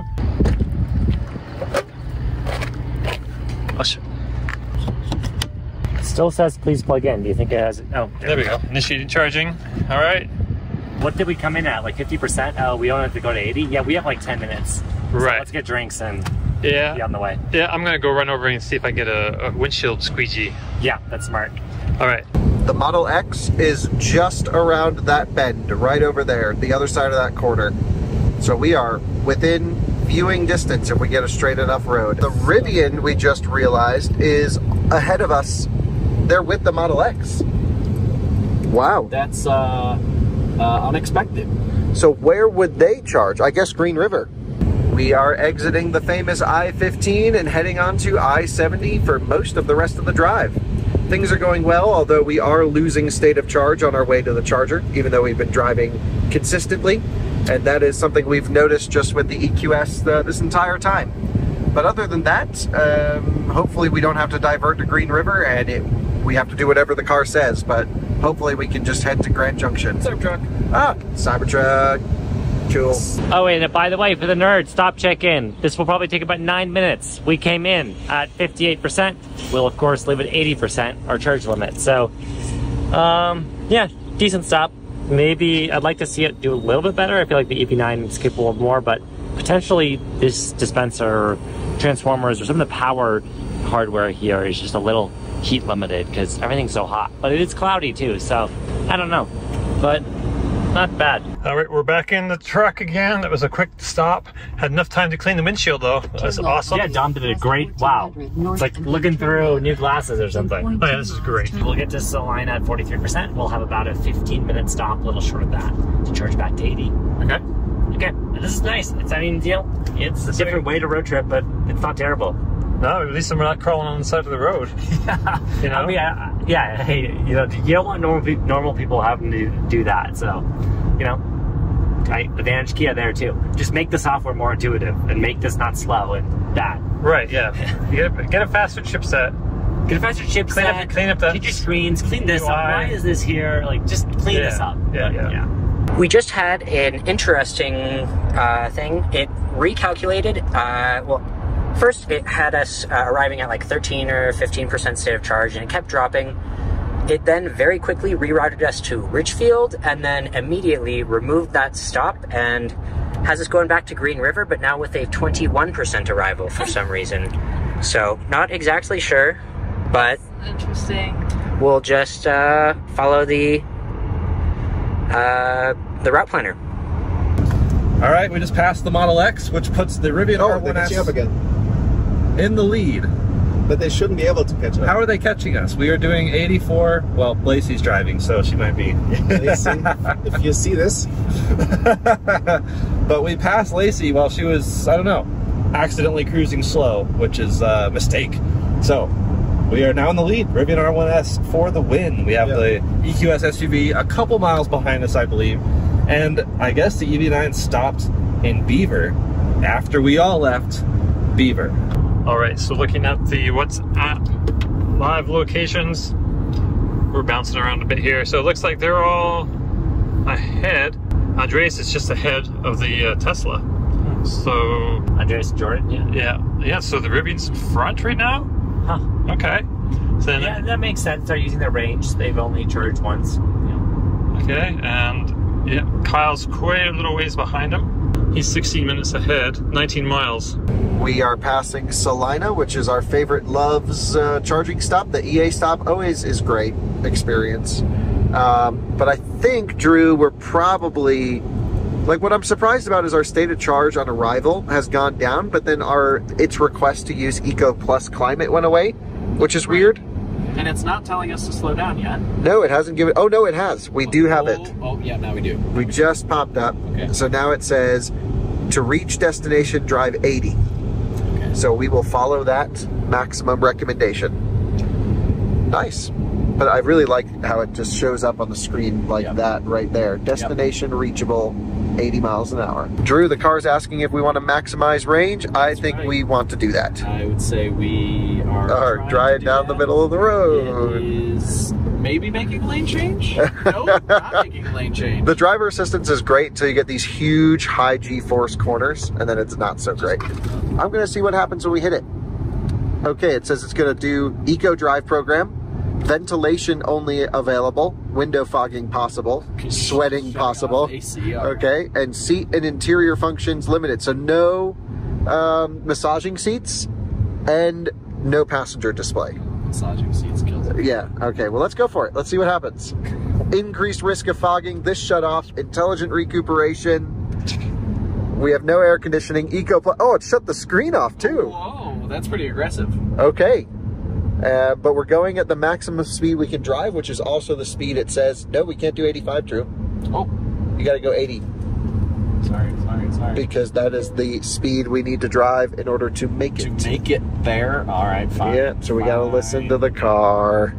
So now we've got it in full range spec at the moment, but this is what the car wants to do. So we're just here to test that. Yeah. How are we supposed to know our state of charge on arrival now?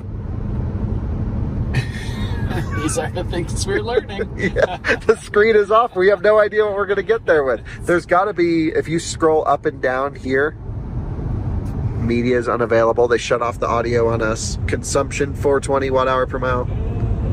Destination within range. Okay, that's what we did. But that doesn't look at the route planner we learned yesterday. Oh, right. So, what else? Eco display. It just said, please reduce speed. That's just the Eco display saying that. Okay. It's like if you want to be more eco, you got to go slower, but the car doesn't say that. Yeah, sure. Not a make it there. Oh, and our speed to arrive has gone away, so we can go 84 now. Yep. Because that recommendation is gone. So many little things to get this done right. So much happening in real time. Yeah, it just went from really boring to lots going on, and I can already feel it warming up in here. Oh yeah, for sure. It's only 90 degrees now. Yeah, yesterday we were doing this in 112. We don't know if we have to stop somewhere along the way. How are we supposed to know what's going on? The nav's going to tell us what to do and where to go, right? Okay, well actually it says 84 miles, 5:30 p.m. So it's bringing us into Green River, right? That's what that looks like. Okay, but if we're bringing into Green River, why are we stuck with why didn't it turn the screens back on? I can turn back on. Yeah, see now we're going to Green River. It says, okay. If I go to the route, now it says Green River, 32%, and that's after we shut everything off. So we would have just been boiling there. For no reason. For no reason. They were like 40%. That's one thing I'm not going to be cool with. Let's do eco driving functions off. Did I just turn them on? Your action may reduce the range. Options for more range. Drive program restored. Climate menu. I'll run us back to comfort climate because that's what we were running. Yeah.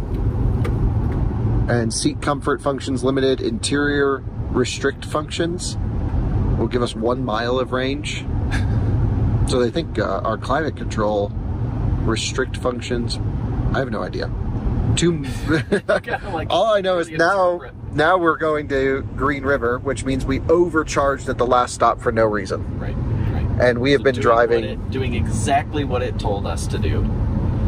From it knowing that we're going to be driving 84 all the time. Mm-hmm. So yeah, not good here. Not good. Not good. Hey, we just plugged in. That screen was being kind of slow. We can't afford to waste time, so we just reparked. One thing, big complaint about the EV9 and lots of EVs with stop and start buttons, Dom. You have to drive a Tesla. I drove a Polestar. There's a Rivian in this race. The right way for an EV to work is you get in, you shift into gear, and you go. Right. But this is like, oh, you have to be in park first, because let's say you reverse in the station or you go in the drive, the car gets mad, you turn it off, wait for it to restart. It's just bizarre. Yeah. Why does it really be like that? Yeah, really, you jump in the car, you turn it into drive, and it won't go into drive. We're early adopters, we like to, you know, come into the next station hot and quick, but it's just convenient. It's really nice day to day. This saves time. I mean, over the course of owning a car, it probably saves hours of someone's life not having to deal with that. We're charging, by the way, so we're getting 140, 141. We should be getting over 200 here, hopefully soon. But ramping up.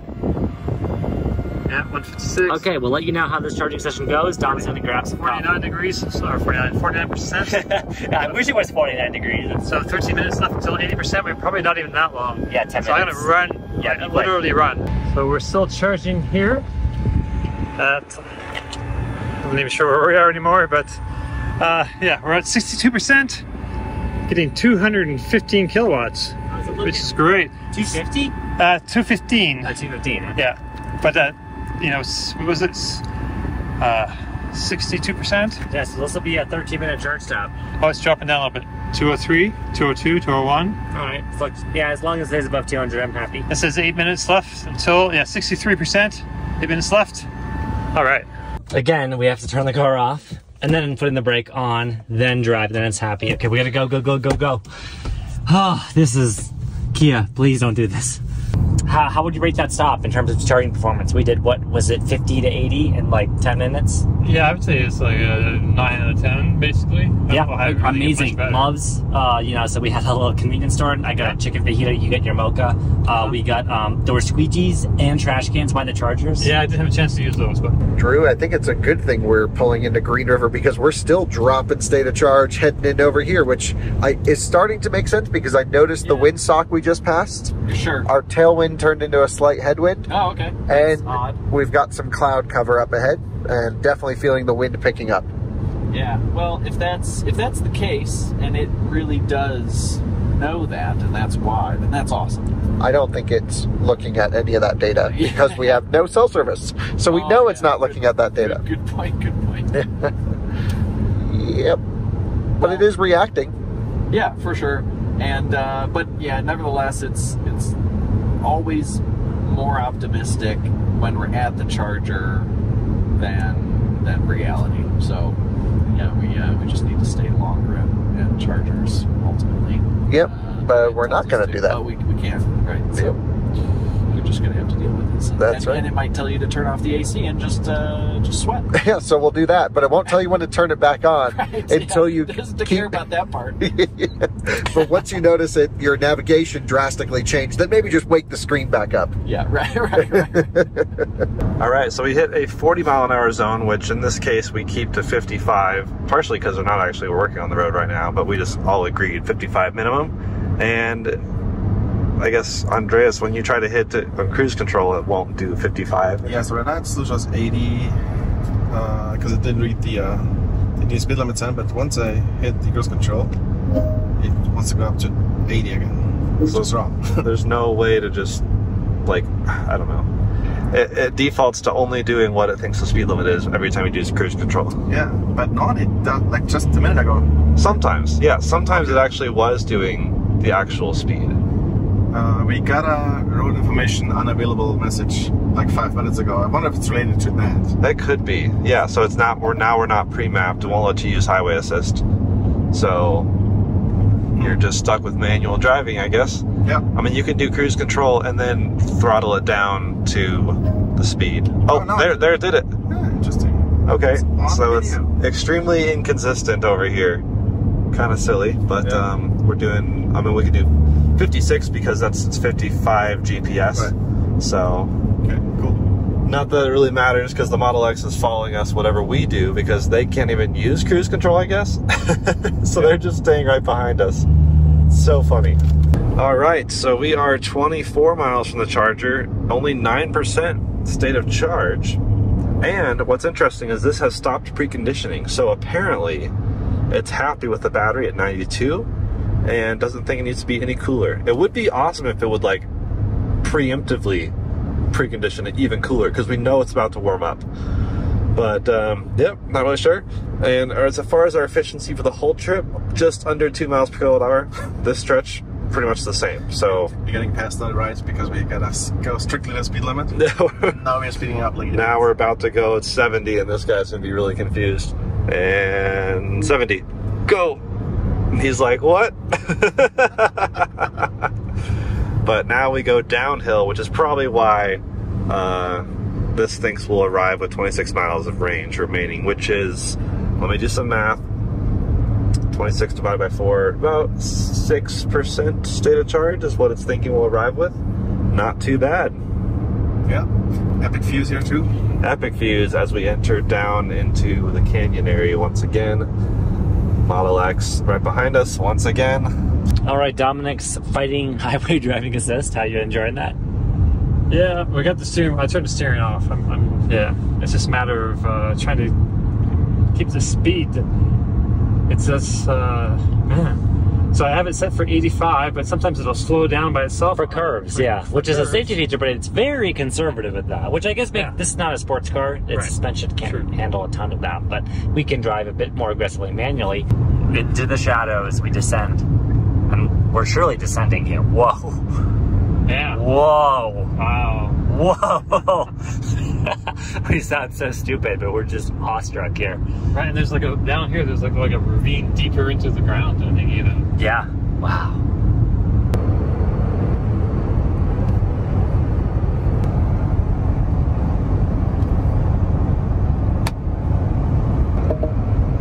Highway assist unavailable until your next drive. Are we in highway assist jail? We're in highway assist jail somehow, even though we haven't done anything. I don't know. That's crazy. This is like, I had high praise for this system initially, and now I'm like really kind of over it. Give me some autopilot once again. I think they're on a good. Oh, we missed the speed change. Oh yeah, we're on a good trajectory with highway assist, but it's just at least it's letting you do cruise control. Yeah. But that's frustrating. There's still a long ways to go to become top of the pack. These rock formations are so interesting. How they're just piecing away off the top, falling on the bottom. I know it's so simple, but we're bored. So the big worry as we enter into Green River, we have a 28% arrival now, so it just keeps going down and down and down. Oh, 29. It's listening. It went up. Are there going to be enough stations? Now, my understanding is Mercedes pulls from Electrify America every 5 minutes. So you have a generally pretty good idea as to what's going on at the station. And it just went from 2 to 3 available. How do I see what's going on there? Oh, you're looking at my screen. You can't look. If you look here, it shuts my screen off. There we go. Okay, so you're doing it on purpose. Okay, so we have a 50 kilowatt station. That's not good. We have a 350 kilowatt station. Nope, that's 50. We've got this one, 350, good. And this one, 150. So Max says he used the 350 kilowatt yesterday. Okay. It worked fine. Okay, all right, cool. All right, and excuse me, they used the 350 and the 350 derated to 50, and both gave full power. All right, okay. So sometimes Electrify America says 50 kilowatts. It's always worth a try. Most of the time, I would say they actually do give full power. Don't know why they do that. All right. Well, great. So off we go. 3 of 4 available. We've got the desert, so hopefully no one shows up, and we'll get a good charging session in Green River. Okay, it just exited off the highway, and we're arriving with about 5% state of charge, so pretty nice and low. Definitely somewhere between the 1% we told the system to do and the 10% that the system said it could do. Kind of interesting. And what are our thermals looking like? Battery 91%, sorry, 91 degrees. Very nice and relaxed, not too toasty or anything. We are getting around some traffic here, leaving the Model X in the dust. Oh, they're doing the same thing. Trying to find the Electrify America Green River. The app just told me it is basically empty, There's one station or one charger being used. So we're gonna try to take the other remaining 150. Gonna keep going on, and yep, 2 miles per kilowatt hour is about the average. This last little bit was a little bit more efficient, 2.12 miles per kilowatt hour. We'll reset that again when we get to the charger, which is coming right up here in about half a mile. The Tesla will have to go another 1.5 miles down the road almost to get to their charger. I thought for a second that the Tesla might try to go to EA and then we could all block Kyle from charging maybe, but they have to follow their route planner, which would not tell them to go to EA. So that's it. Yep, charger number 4 is open and available right next to this bolt. Backing in nicely. This is Andreas' first time at the Green River EA. Done so many videos. So many videos. All right, we get this thing plugged in. We got 2 cables available. Come on. Come on. Okay, let's see. Okay. I hear contactors, I hear cooling systems. I think we're fine. Cable cooling has started. So come on, just do it. Do it. Continue. Yeah, so Tesla does have the leg up on us with our handshake time, but let's see how much energy we can pour in here before they even start charging. Such a slow ramp up, so it's not just on the superchargers. Yeah. The Rivian's just a very slow climb. Oh, nice and cool. Nice. It's only requesting 348 amps from the charger. Welcome to Green River. Cool place, actually. I like Green River. And we're going to Green River Coffee Company to charge up the EQS. Let's hope it doesn't screw us like it has on previous Race to Vegases. Okay, pulling in, let's see which stations are available. So the Rivian's here, and there's another car. Yep, so just back it in next to the Rivian. Yep, block them from moving over. Because they're gonna have to reposition. They're not even charging yet. So, oh, good stuff. And that's the 350 kilowatt that Andreas was just checking out. Nice. Yeah, good stuff. Okay, we are going to be plugging into charger number 2, which I will activate by going here, 1, 2, select, and start. We need to go to 79% according to the car. Climb it off. You can, once the screen goes plug in, you can plug us in, Drew. Don't touch it. That's it. Failed to start the charging session. What the heck? Dave, we should have beat them to it. Or, wait, this says in use. God. Go back. So if you're going to Green River, the Rivian and the EQS are identical.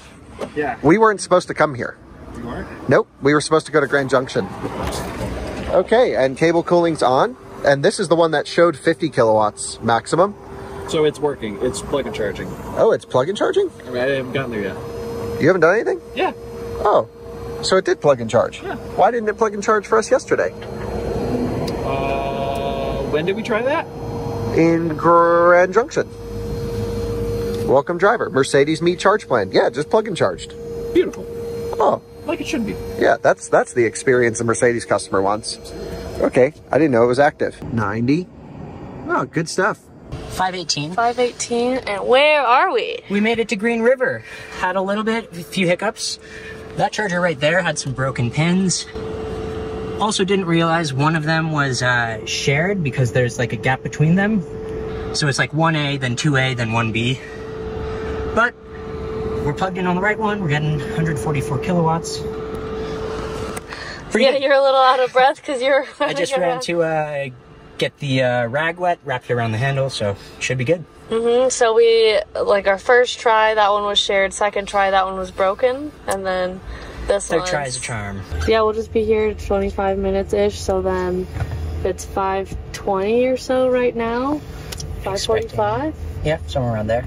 Yeah, I had to follow behind the Rivian. I slowed down and let them catch up because I was so tired of having to keep it exactly at 85. It's brutal. Yeah, they were like 30 seconds behind us, so not a ton of time lost, but... Yeah. I was having a really hard time with it. It was really frustrating. I'm not good at it either. It's so, yeah, we were just kind of trailing them the whole time. So hopefully you'll be able to do that, maybe? Yeah. But you think they'll probably leave before us, huh? Probably. And they're probably heading the same place as us, too. So we'll see how it goes. Yeah. Great news, Drew. We are charging at 185 kilowatts and still ramping. Awesome. 190. Let's go. Oh, I thought we were going to get screwed in Green River. Oh, man. That could be like a title of a movie. Maybe. You wouldn't find that on YouTube. 201. Great. So we're going to charge to just below 80% and go to the next. Great stuff from my side. That's awesome. Okay, so we have another problem. Payment error instead. I gotta plug back in. Maybe not one thing. Unplug. It says please unplug. Yep, so now it says payment issue. Okay. Which makes no sense. It just says unavailable. There you go, processing payment. So yeah, sometimes their app sucks, so you always have to have the, which is why I think EA should give RFID cards. Yep. There we go. So we are at 135 now. What? 135? We really screwed up. Yeah. We should have blocked their charger. Should have. I didn't realize the bolt was on a 350. So how you charge it? 135. So that's all we can really do. Once the bolt's done, you can swap over to that. Yep. But I don't think it's worth the time penalty. No. I think the being so hot out, using a 150 on this makes a lot of sense. No. Yeah, well, we thought we'd plug in and get 160 like we did the other 150, but yeah, so it could be like one power module down. Yeah. What did it say you were going to get here with when you left? Originally said 10%. We got here with 5%. So ours said Grand Junction at 16% when we left. Okay. And then it was like, 3. Do you want to shut off the entire thing? It's like shut down the screen, shut off air conditioning, and we're like, we're just doing what the car says, so we're maximizing range. And then literally right after that, I saw the navigation instructions change, and then I was like, wait, we only need to go to Green River now, but it never said, do you want air conditioning? So we hit the screen and it, turned everything back on because we were coming here. So it's like definitely good at taking away functions, but not giving them back when you have extra range. It's not offering a massage. No one would know, no normal person would ever know that they just switched the charger to here after the screens went off. So it's like all the right ideas, all the right stuff. No one actually drove the car on a trip after they coded it. Yeah. So it's all some good meetings. Yeah, lots of meetings. Yeah. Lots of meetings. And really good conversations in the meetings. But no one used it. Right. Sitting at over 200 kilowatts. Love it. Which charging screen would you like to look at? You have 3 you can pick from, actually. Okay. We have on the driver's display over there. Yeah. We have this big one in the middle. Yeah. And then we have one specifically for the passenger. Yeah. All telling you how fast you're charging. Love it. That's great. And you said earlier, this one actually even slows down your cruise control, right? If you can make it? Yes. That is pretty cool. Yep, and so it was like backing our speed down. We shut climate off, and then we noticed, speed restriction went away. We're like, oh, we got plenty of range to come here. That's amazing. And this probably didn't cost us much time at all, to be honest. Yeah. Because now we can skip Grand Junction if everything goes well. Okay. Because that's way off the highway. Right, yeah. So anyway, we got to charge them for 40 minutes, probably 30 by now, and then... So where's your next stop? Next stop is Rifle. Oh, we are Edwards. Edwards, okay. But again, the car does the thing where it overestimates what we'll get there with, and then it'll pull us in. Yeah. So I'm thinking Glenwood Springs realistically is what it'll default to, but we'll see. And we just derated by the charging station to 34 kilowatts. The battery is super cool in this, so it's not the battery. Not sure what's derating it, but we are trickle charging at this point. That is literally probably the only chance the Rivian had. Unless they end up like leaving soon and then we can just keep going. But the Rivian won't readjust the route planning because of that. They're just saying stay here. It doesn't even know how long we have to stay here because I don't think it really realizes that we're trickle charging. So it still thinks it's like a 30-minute charge.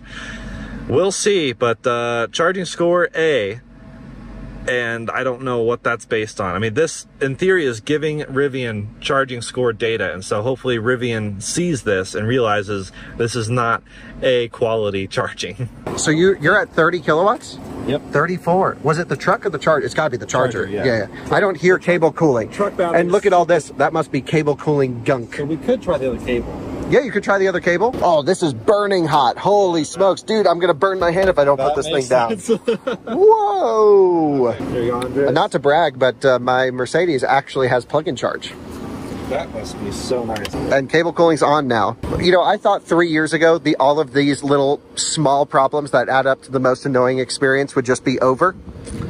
No. How are we charging in the Benz? 60% doing 178 kilowatts. So we've got to be following the internal charge curve. Yep. That's what that sign means. It's all good. Still doing well. It is very warm in here, but we're getting still full speeds, 144 kilowatts at 45%. I have entered service mode for the vehicle, and I am hoping to be able to reset everything. So I went into driver assist, cameras, and everything looks okay. This is orange, main pitch, but not red. So clear camera calibration. And it says gateway unlock required. Ensure the key is authenticated. Hold down the right turn signal in the active position and press down on the brake for 8 seconds. So I'll go ahead and do that. It wants me to tap the key card. And there we go. It is toasty in here with no AC. Gateway unlocked. It will be locked again in any minute. Clear camera calibration. It is in progress. Hopefully that works. I don't have my hopes up too high. Woo! Nice to step outside. Car gets hot. We're just starting to get off of 140 kilowatts at 50% state of charge. It's saying we're going to be at parachute at 0%, but still need another 15 or rather 10 minutes of charging. We're how far from Green River, Dominic? 17.1 miles. And the gang's all there. So I'm assuming they're going to be wrapping up charging any moment now, but that means we're just about 15 minutes behind them.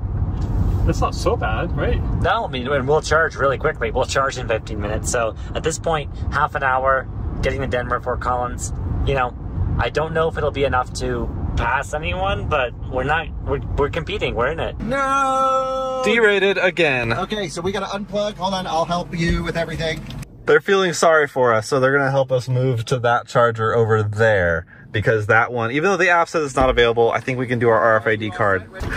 And Kyle's gonna start the thing, maybe. Okay. There you go, he's jumping, that's good, good sign. Let's see what happens.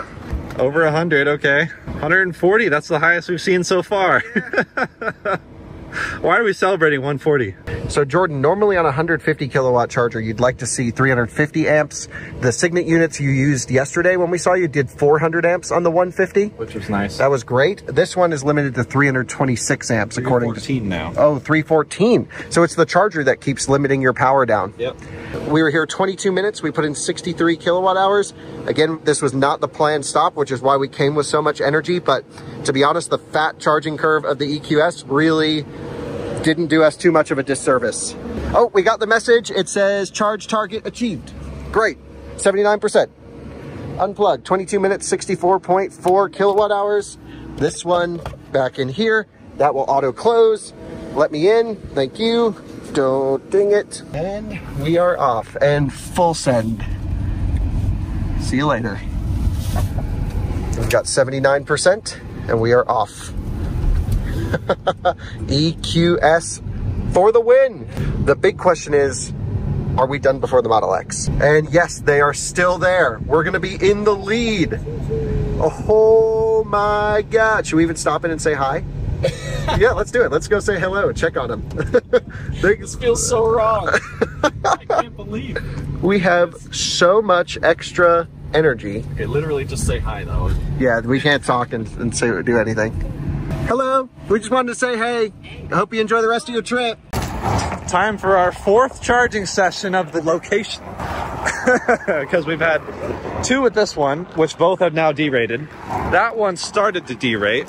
So now we're gonna see if we can do a 350 and be flawless about this. All right, let's plug it in what feels like the 17th time. Jordan cleaning the windshield like a pro. 142 is already best we've 150, seen. 160. Okay. 170. We're having a lot of doobie just should have on this trip. Yep. We gotta keep this in mind for next time. Well, 206. Hell yeah. Wow. How long will it hold it though? Yeah. All right, it's 5:44. It says 5 minutes left of charging. Oh, calculating. Oh. All right. And we're done. All right, so Kyle just stopped by less than a minute ago, I feel like. And they were zooming that way. So 5:44, I guess we were a minute early, and now we're gonna see if we can somehow catch up to him. Hopefully there's a truck or something. But do you think the Rivian is over there still? Yeah, but not entirely certain. We should probably check. All right, we'll do that, but on we go. We just pulled out of the supercharger parking lot. I got the notification they unplugged. They were quick too, because it said you have enough charge to continue on your trip, and then it said charging stopped, like right there. So it's gonna be a close run. If there's any sort of traffic, they'll catch up right to us. Green River, here we go. We've made so many charging stops. So Jordan, how's it looking on the Max and Dominic's side? Max is exiting. Oh. Which means he's coming here to charge, and we have the only 350. Yeah. So he's gonna have to plug into one of these derating 150s because the Bolt will be here for a while. Yeah. And we'll be here for a while. So I guess it was either block Kyle or block Max. Exactly. And blocking Max is more important. We probably could have blocked both, which would have been interesting. Yeah. So yeah, we should have. I mean, who freaking knew? Like if you plug into a 350, statistically the Rivian will derate and overheat, but also we didn't have any working 150s fully working. And how are we supposed to know that? Yeah. We just had too much faith in EA, I think. Exactly. Yeah. Yeah. They need to replace these. These are old. Yeah, these are. Yeah, very rough. So I guess we're gonna block Max. So we're gonna secure not getting last place. Yeah. But I thought we had a chance for second. I knew the Tesla would win, but I thought we had a chance for second, and I think we blew it by not taking the 350. Yeah. But who knows? We didn't know because we were using what the app told us. The app told us both 350s were available, so we couldn't have blocked them. Exactly. But the app didn't know the Bolt was charging. Yeah. Anyway. How hard is it to make a working app? Yeah. Andreas, we're ripping at 210. Yeah. It's excellent. Okay, you kind of scared me. You're excited about something. We have cruise control. Check it. I am so happy about that. Yeah, it was rough. My right foot and ankle are so happy. So do you think if I hadn't let Rivian catch up to us and we did have cruise control 85 the whole time, we'd probably be pretty close to Kyle right now, like almost the exact same. I would agree, yeah. They're 30 seconds ahead of us. Oh, that sucks. That sucks. Well, now we've got cruise control, so we don't have to worry about that anymore. We have more energy than any other car here in the battery pack, and we're in the lead. Things are looking good. We have a couple items we want this to fix. Yeah. I'll put it in the review of the car. But I really hope, I'm going to ask to talk to some of the engineers on this stuff and at least force them to watch this video. We just got to keep our speed as quickly as possible so the X can't creep up on us. The Bolt's charging. You got to move forward. We got to talk to them. Where'd they go? Well, so Max just unplugged the Bolt. I don't know if he should have, but he did. So, but we're still ripping, Andreas. 184 kilowatts at almost 50%. I'll get in a car, I'll pretend I'm being both. That's pretty good, yep. I guess Max is talking to the Bolt driver. And the Bolt driver's really confused. They're like, why'd you unplug me? People don't really realize it, but we are racing right now without even moving because you're ripping at how many kilowatts? 69. Nice. You're at 69%. 189 kilowatts. 189 kilowatts. We're at 68%. You just passed us. 148 kilowatts. Doing 148. Well, we have to, one, charge to 80%. You're about to get out of here. And two, we have at least 3 more stops. Yeah, you better pull into the next one with at least 60%. Otherwise, you'll have some range anxiety. The personality of this Kia is something else. I feel like I've met a few drivers like that on the road. But yeah. Here's the punctual German waiting on the American yet again. What's going on, Andreas? Yeah, we have 72. We already over 12%. So. I'm sorry. Where's Jordan?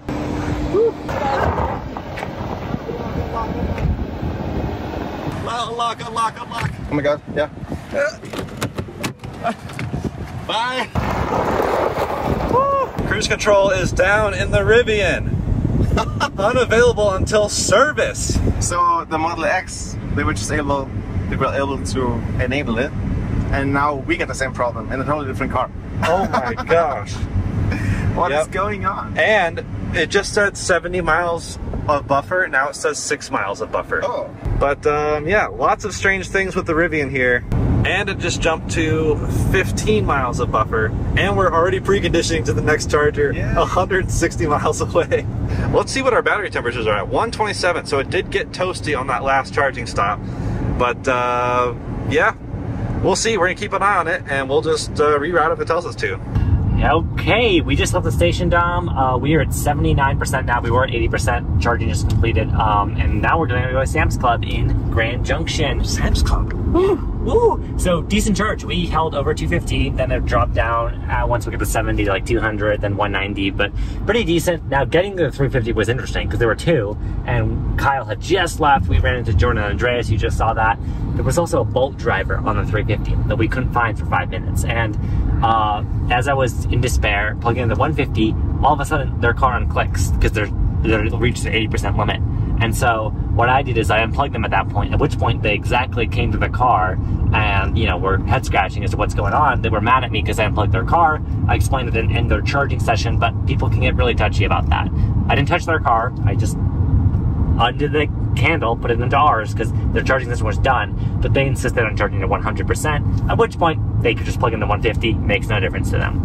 What do you think of that whole thing, Dom? What are your thoughts? Well, I mean, we've had discussions about this online, on social media, probably the podcast as well. People are really touchy about that, like, and really my point of view is like never plug it on people's cars. Yeah, people are really super touchy about it. Not everybody is, but you never know who is and who's like carrying a weapon. Maybe, I don't know. That's who's true. unhinged. You can absolutely get yourself in a bad situation like that. It's a risky thing to do. Right. We didn't really end up hurting them at all, but like Dom said, people can be touchy about it. You never know. Yeah, we can touch their car, touch the cable handle, and I'm with the perspective that we're in a race situation. We do it. Would I ever do this by myself instead of waiting a minute to talk to them? No, but we're in a kind of weird situation here. Yeah. But, okay, we're like, what, 5 minutes behind the Rivian? Not far at all. Yeah. So. But that was their last stop, or they have one more? They have one more. They have one more stop. They've got at least one more in the trip planner. We have 3 more, and that only gets us to Edwards. I'm sure the car will want to charge again. So that's how the Kia likes to do it. Yeah. So, yeah. So we're not built for speed, but we're built for comfort and security, and arriving safely with no range anxiety. It's a world of difference from yesterday, isn't it? Oh yeah. I mean, that's like the lowest I've ever been in an EV, and I think you too, right? Like, oh yeah. Drew, we have the opportunity in the Benzo to do eco driving on like last time, and this is not as extreme as last time. This is not Eco Plus. Right, so it says Eco Drive Program and D-Auto Range Monitor. Okay. But not shutting air conditioning off. Let's definitely do this. Great. And see if it saves us and we can really get to Edwards. Yeah, it'd be great if we could get to Edwards. Energy saving active now. D-Auto will make no difference out in the desert. What does that mean? It does the automatic recuperation where it'll coast, and then as you come up a car, it'll add regen. Yeah. So by it suggesting we'll add range, probably will make 0 difference at all. Right. In this type of driving environment. Yeah. So we're looking at what we're looking at. Oh, it already changed. Oh, it just changed chargers. Why does it always suggest to go gentle with the energy saving stuff, and then it calculates where we need to charge? So what did I say? Glenwood Springs. Yeah. There we are. But with 21%, we still have enough time to get that down. So we may actually be optimized pretty well.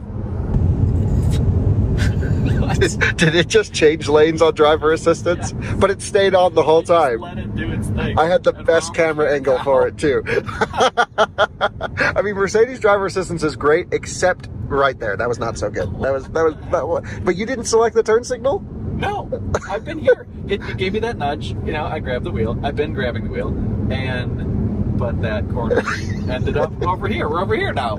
The smoothest lane change ever. Right. As if I did it on purpose. Welcome to colorful Colorado. We're back in the home state, first across the line. Cybertruck. Cybertruck. Yeah, black with a exterior lining looking thing. Yeah, okay, neat. You can hold it 291 miles to Buc-ee's. Amazing. Let's do it. Which is basically our distance to get home. Yeah, basically. If we were stopping in Grand Junction, that'd be really funny because we would be holding it basically to Buc-ee's. That's right. But we're not. We're going to Rifle. 291 miles to Buc-ee's. Yeah, you can hold it, Dom. You can hold it. Kia, you can hold it. I don't think we're going to Buc-ee's, unfortunately. Hey, Kyle, how about everyone has to stop at Buc-ee's? New rule. No, or new series. Let's do charging race, but somewhere in Texas where there's a few of them. But you can only charge at Buc-ee's. Right, the Buc-ee tour. The Buc-ee's tour, yeah. Okay, we just pulled into Grand Junction. Dom plugged us in super quickly. We pre-activated. Let's see. Will we get a perfect charge? 4 miles off the highway. It's just crazy. That's a lot. That's far. All right, we just caught a brief glimpse of Kyle way up ahead, but we have to make a stop here. Where's the stop? In Parachute? Yeah. So we've already been to this one, right? Yes, that's correct. Sweet. It's our first stop on the way out. Awesome. And we got stuck kind of behind this truck right here. Not good, as we're kind of neck and neck with Kyle. What is it, 732? All right, I'll hop out. Approaching at 8% here in Parachute. Let's see if I can plug it in correctly this time.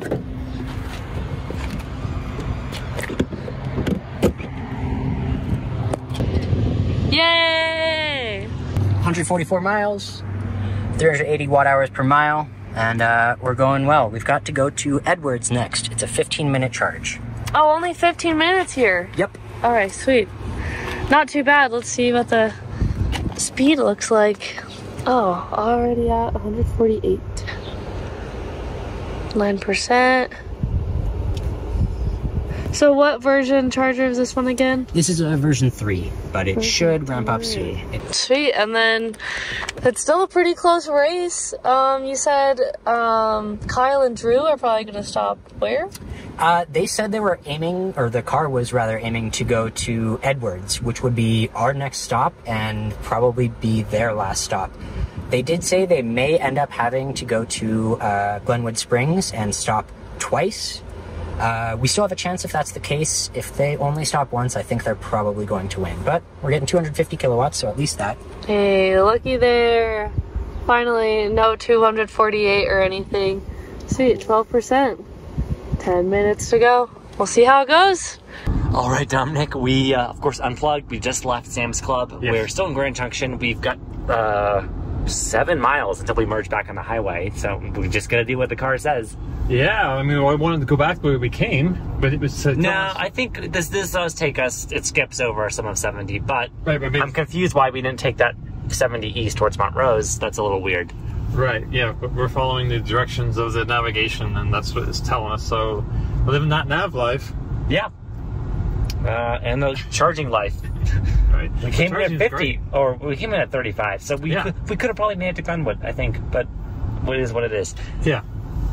But it charges fast, at least, you know. You know, as it always does. Yeah, monster charging session. 200 kilowatts. Really built until we got to 70, and 215. Then, I think we're 215. Yeah, then it gets to 180, 170 as you top out to 80, but not bad.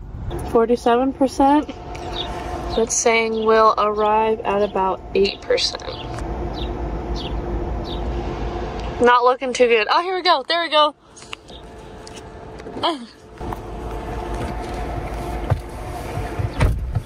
Bam. Back on the road, 746. Great work, Lacey. Thank you, thank you. I'm feeling for the stocks, and they're still not there. When are they gonna be there? We are exiting in Glenwood. We're in the lead by quite a bit. Yeah. But we're gonna have to do a pretty monster charge here, I think. Yep. And fingers crossed that the station is available. We're actually arriving here, which is a whole mountain pass ahead of where the car wanted us to go to, right, with about the same state of charge that it thought we would get to the next charger with. Mm-hmm. So that was really bad. Pretty far off. Pretty far off. Now, we were just joking, what happens if there is no charger in between? To the right. Then it would just send you out and turn around, go back and charge, and you'd be caught in this endless loop, which could be a real problem. So I'm gonna go to this one. We're gonna go zoom into where we are. We should, we got a cute dog out the side of the Escalade. Yeah, as we squeeze through that little area. 2 lanes. Yeah, 2 lanes, nice. We have 0 of 4 available, Drew. Oh, that's not good. Not good. So we might lose our win here. But again, a lot of this also is down to the nuance of how the route planner is working. Yeah, what a Tesla would do would say, station is busy. Can we get you to another one? Yeah, right. And automatically just... So that's not available. That is not available. That one is a question mark. 2 question marks, 2 not available. So maybe it just doesn't know. We'll find out when we get there, I guess. This is where the Mercedes says to go. Yep. Oh, 1 of 4 available now. Okay, yeah, great. Just just need one person to leave. Yeah, and thankfully the 3 are balanced, load shared, 350 kilowatt stations. So fantastic. Yeah, these are the new Gen 4 dispensers. Yeah. And nice. Hopefully they work pretty well. It's also cooled off to a chilly 77 degrees Fahrenheit. Yeah. Okay, let's see what happens here. I guess we'll try plug and charge because it has it. Oh, they have upgraded.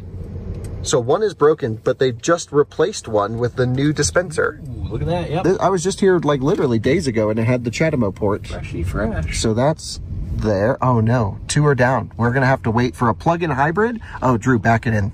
We're gonna steal that cable. Plug-in hybrid can't charge. That Alfa Romeo Tonale cannot plug in there. So just go back. Okay. We should be good. All right, guys, we have gotten the connection. Plug share will be the correct one. That'll show you the, yeah, just look for J1772. Sounds complicated, but it's just a little circle one on the top. Okay, thank you. Awesome. All right, we've plugged in. Will we get plug and charge? Okay, just a rental, wanted to charge it, playing around, learning EVs. That's cool. Nice, great. Yeah, okay, great. Processing authorized. Ah, plug and charge works. Sweet. And that's been flawless this. Oh, dude, we got here just in a nick of time. Oh, baby.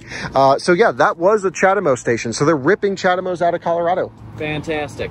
I mean, yeah, it is good. It's I'm just the one guy. I bought a Leaf just so like the one Leaf commenter's like, Kyle, you're trying to like ruin my life. I'm like, all right, I'll buy a Leaf. All is good. 48 cents a kilowatt hour. 13%. We've already delivered some and we'll do the slow ramp. So what does the Mercedes say we actually need to charge to here? Let's take a look at the display. The Nero full charging probably? Oh, definitely. Okay, typical Nero lifestyle. 54%. Oh, quick one, 16 minutes. Cool. That's riding the charging curve. So, and then can you go climb it off? It's so nice out. That's to then say, to where? That's 2% at the office, which is not going to happen. We are at significantly higher elevation, of course. 222 miles. 54%. A lot of downhill. No, we're going to stop. There's no way.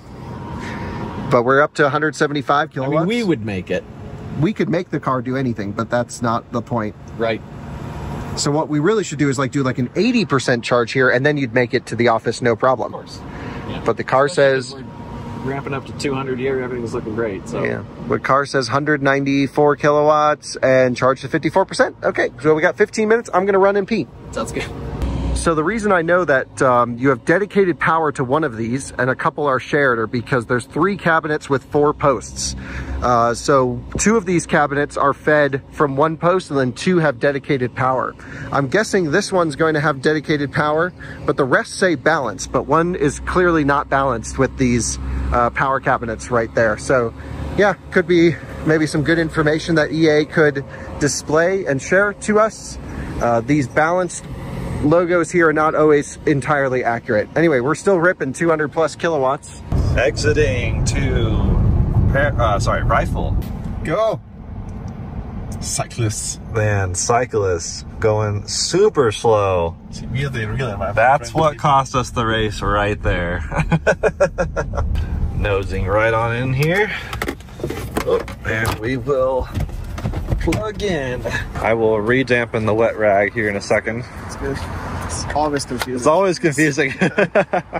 Billion times. Nice, okay. Ramped up to 140. Keep ramping, come on, baby.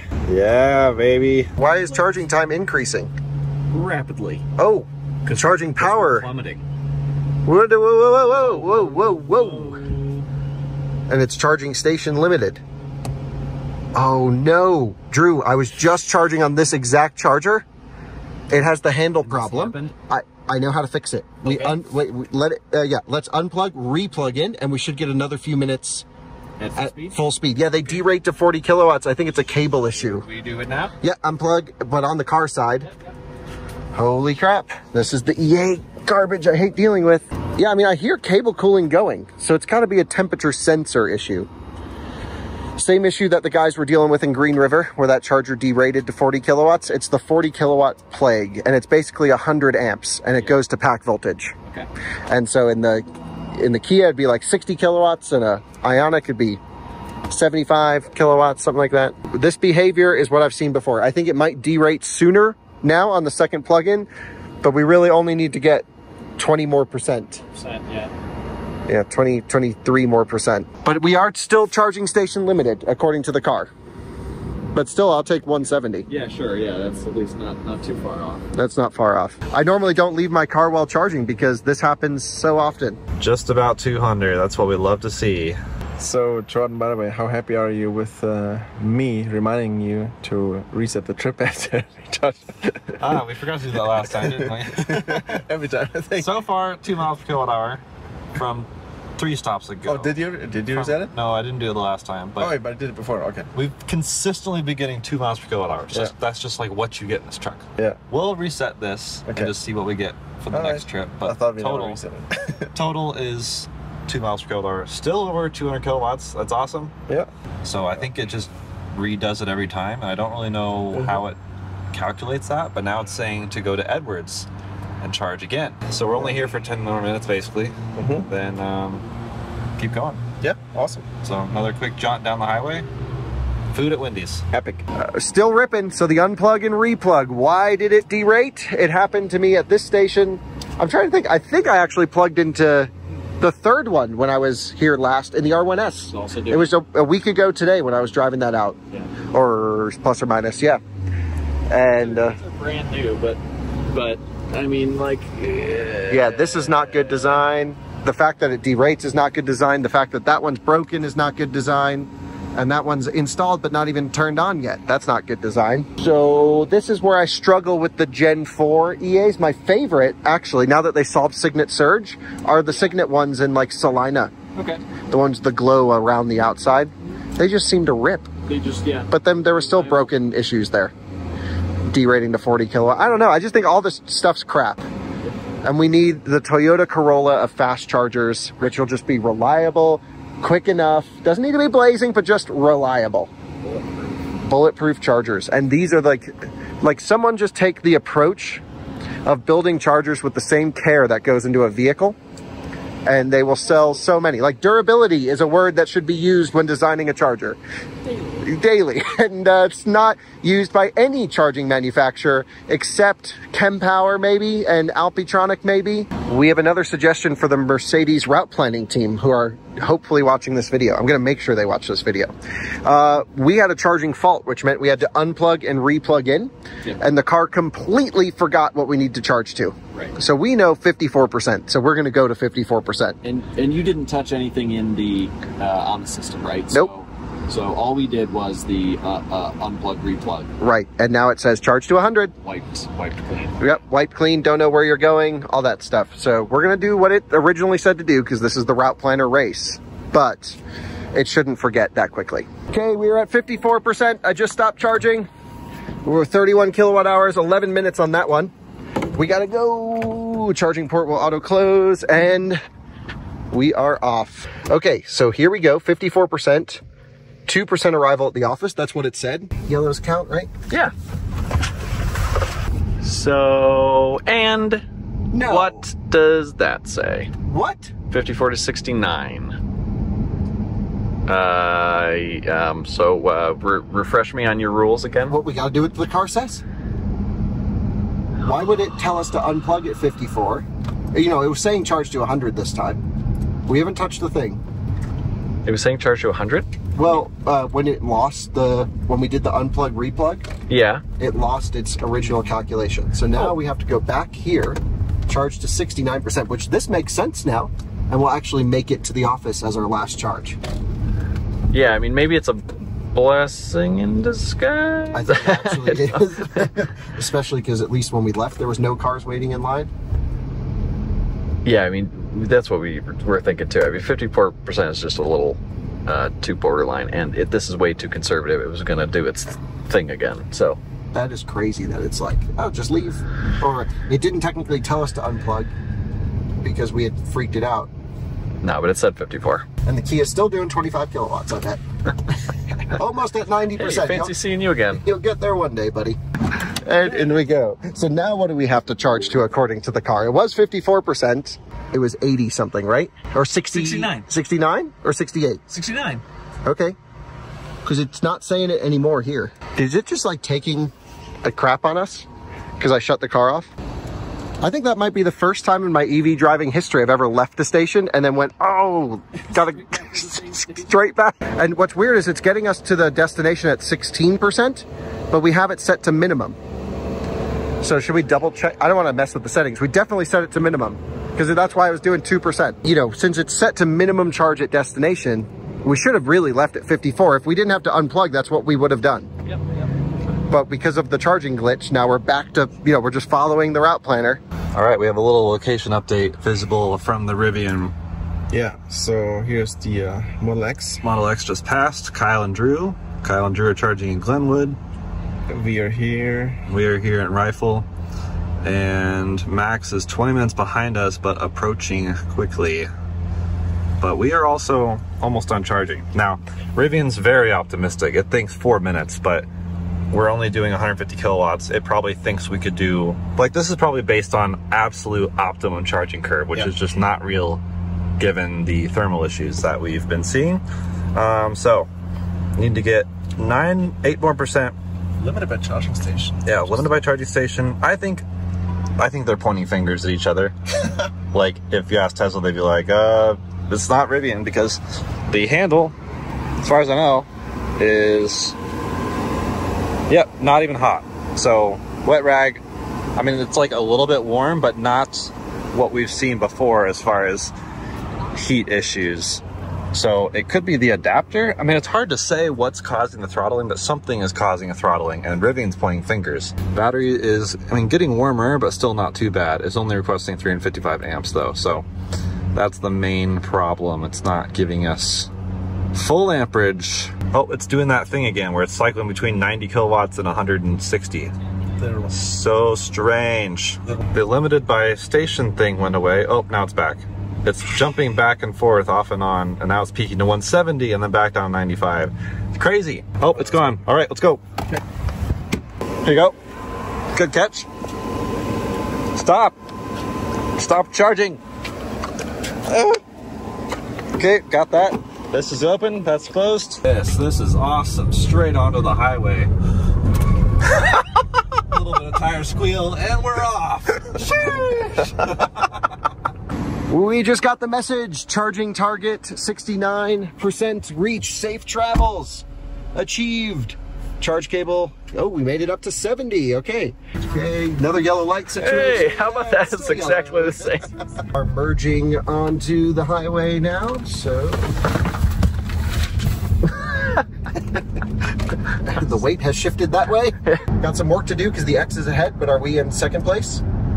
Let me check. Second place. And the biggest gap is from first to second. Okay, so the X is way up there. Oh, the other guys are close. The other guys are pretty close now. So 217 miles. Our arrival time has gone down though. It was 12:22 when we arrived to the charger. Okay. And now it shows 12:14. Well, that's good. That, I don't know how that makes any sense because we charged longer than it expected. Right. Okay, Rivian peeled off and Rifle. They're ahead of us, and oh my gosh, what's this? They're coming for them. Wrong direction. Way, okay, well, I'm gonna have to catch up with the quad motors. I'm not sure if the coppers are gonna get them this time. What's our plan, Dominic? Where we're stopping, or what's the computer tell us? 20 miles to West Glenwood. Yep, and Kyle just left Glenwood Springs just now. Yeah. So that has to be his last charging stop in EQS. I don't think that'll basically give him enough to climb the Rockies, and then it's all downhill to Denver, and then Fort Collins is just the jaunt up 25. Yeah, we're basically, so that's 20 miles away, so 214 miles. 234 actually, the vehicle tells us. Oh, from where he was. Yeah, 220. So he's got 214 miles. Yeah, absolutely doable in the EQS if he even did it. Yeah. That's his last job. Yeah. Dang. So EQS, but the Tesla I think is good ways ahead of them, so they're gonna have to charge again, I'm guessing, but if it's like shorter than 10 minutes, I think Tesla will have this. Yeah, Tesla has been charging like 10-minute stops a lot, you know? Yeah, but that's how you do it in a Tesla, right? Well, I mean, but now it's navigation. But their nav is, I know Kyle thinks it's really conservative, but compared to most systems, I feel like it's pretty aggressive, as we're learning today. It's more aggressive than this, that's for sure. Yep, what are we coming in for? 48%! With the route planner situation, I don't know what to think. So what we need to know is when they start charging, how many miles or minutes, I guess, minutes matter, how many minutes away we are. Yeah, so from here to there, I can check it, but from what I remember, I mean, we're less than 20 minutes now. Okay. Something like that, so. I mean, we're still far away from home, but we have a big elevation drop. Not that big. We're at 6,180 feet. We've got 2 major mountain passes to summit, Vail Pass and then going over the Eisenhower Tunnel. Yeah. And we live only 1,000 feet of elevation less than this, which isn't huge. So overall elevation is pretty minor from this point. Yep. But from where they are, they've already made some climbing. Sure. Right, we go up a bit. So they can charge pretty quickly, actually. Yeah. Which is not good for us. Yeah, I think we're gonna be 10 minutes behind them. You think that's the guess? Okay. Yeah, so you think they're doing a splash and dash? Yeah, I mean they're just, you don't need that much. Well, but X, right? Because it's route planner. Up 25 to. What does Tesla typically get to your destination with? What? Because they're not charging just enough to get to the office. They're charging until the car says. Oh, yeah. So that's a huge advantage for us. It's not good. Yeah, right. You can't set it. So right. So it's whatever it decides to do, which seems arbitrary and like has no logic behind it. So yeah, so it might want you to get there with 20%-ish. Which means we might actually have a chance. All right, it is 8:56 and we just got to Edwards, Colorado. Just plugged it in, got here at around 12% and already at 215. We literally just plugged it in like 10 seconds ago. So this is a pretty good charger. At least it's accepting a charge pretty fast. So we'll be here for 12 or so minutes. So then that puts us at like 9:09-ish. We'll see how close that is.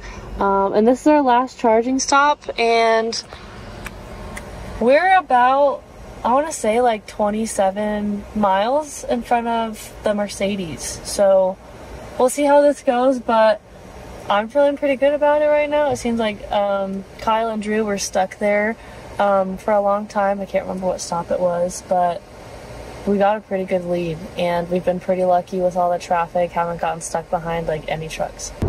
Drew is just learning Mercedes ambient lighting. Yeah. And so yeah. Okay, so you want to go down temperature,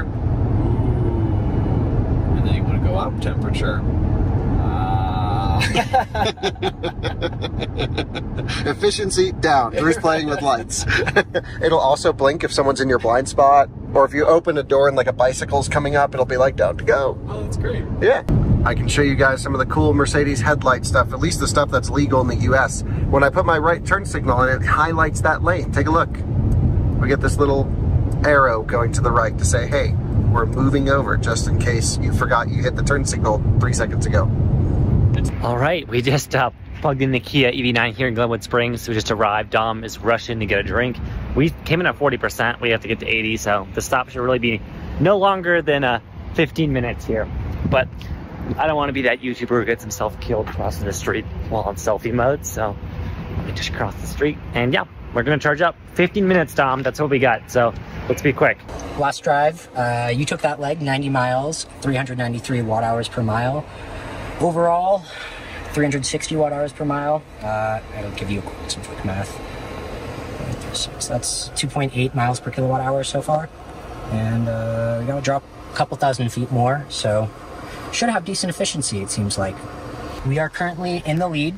We've got 2 more minutes of charging, and I think we're about 8 or 10 minutes ahead of second place. Now we're just waiting. It's 9:09 officially. I'm gonna put my seatbelt on. Sounds good. Get ready for this. You ready to hop out? Yep. Once that goes to calculating, then takes a while, which is annoying. It was really bad on the last one, so hopefully this one it doesn't calculate too long. 9:10. It's a minute past. Oh my gosh. Hurry up. Awful calculations. Oh, here we go. All right, tell me when it goes. Come on, Tesla. We're ready. Good. Okay, good. And go. New. We gonna speed onto the highway like the Rivian? Yep. Sweet. So we'll be at the powerhouse in about, what does it say? 2 hours, 53 minutes. I'm going. Oh, oh my god, what was that? A little skid. Was it a curve? A little bit. No. Alright, Jordan can cut that out, that's fine. Okay, we're 1 minute away from 80%. We've recalculated. If we had skipped this charging stop, Dom, we'd be at 18 or 14% arriving at Edwards. Yeah. We're at 53, so we get a safe buffer. But yeah, that's how the EV9 route planner works. Kia engineers watching this video, this is not how people should road trip. Yeah, this adds an extra unnecessary hour. Yeah. The whole day. Yep. Okay, we're good. All right, little update here. We left the Springs at 80% as we have to. And how's it going, Dominic? We're in some twisties. He's a little scared right now. We're in some twisties. We're doing 70, like, yeah. As we should. Oh, now we gotta do 60. Oh, thank God. I mean, yeah, this is twisties, narrow road. You felt like some lateral moment where we just... And in the turns, the back end was like jumping a little bit. I'm not worried though, because we have, this thing weighs 6,000 pounds. We have lots of mechanical grip. Right. Okay, so we are 0.3 miles from the exit. Take our exit. Let's check on temperatures. 90 degrees Fahrenheit for the battery. That is fantastic.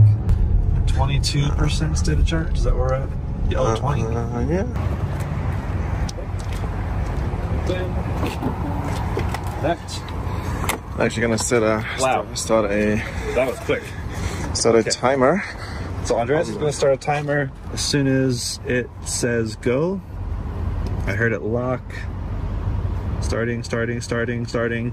Definitely no Tesla handshake. All right, charging. Okay. Now, it is ramping up. Let's see. The map says we have to charge here for 16 minutes. We're gonna see how the timer compares to what it says, but 16. we have to charge to 56% is what it says. So how long will it take us to get to 56%? Will we derate? Probably. Yep. So, that's how much time. We should get food. Yeah. This is team food after all. Team food. Quick check on Max. He is and Dominic. They're here. They're around 37 minutes behind us. Yeah, so we should be in and out before they even pass us, which is awesome. Also, before we step inside, ramped up to 150, 160. All good things. 164. We should see full speeds. Yep. And this is 70 degrees outside. Oh, it feels so much better. Oh my God. So it feels good. We have a good chance of having actually decent speeds. Yeah. As far as the EA situation though, that one's broken. That one, not sure. The other two seem to be okay. Yogurt presses. This looks pretty good. Dave, what would you get? All right, timer's at 14. The original thing was how many? 17 minutes? I'm eating, sorry. 16, yeah. So it's only off by like 2 minutes. Finally have limited by charging station, but we went a long way at like full speeds. I think because it's cooler outside. Yep. Better thermal. So really quick windshield scrub for our last 2 minutes and then we're off. Interesting. So now this like percentage keeps going up. It originally said 52%, now it says 56. Now it says 1 minute remaining. Yep. Huh. Well, your timer's probably already past the time, has it? Yeah.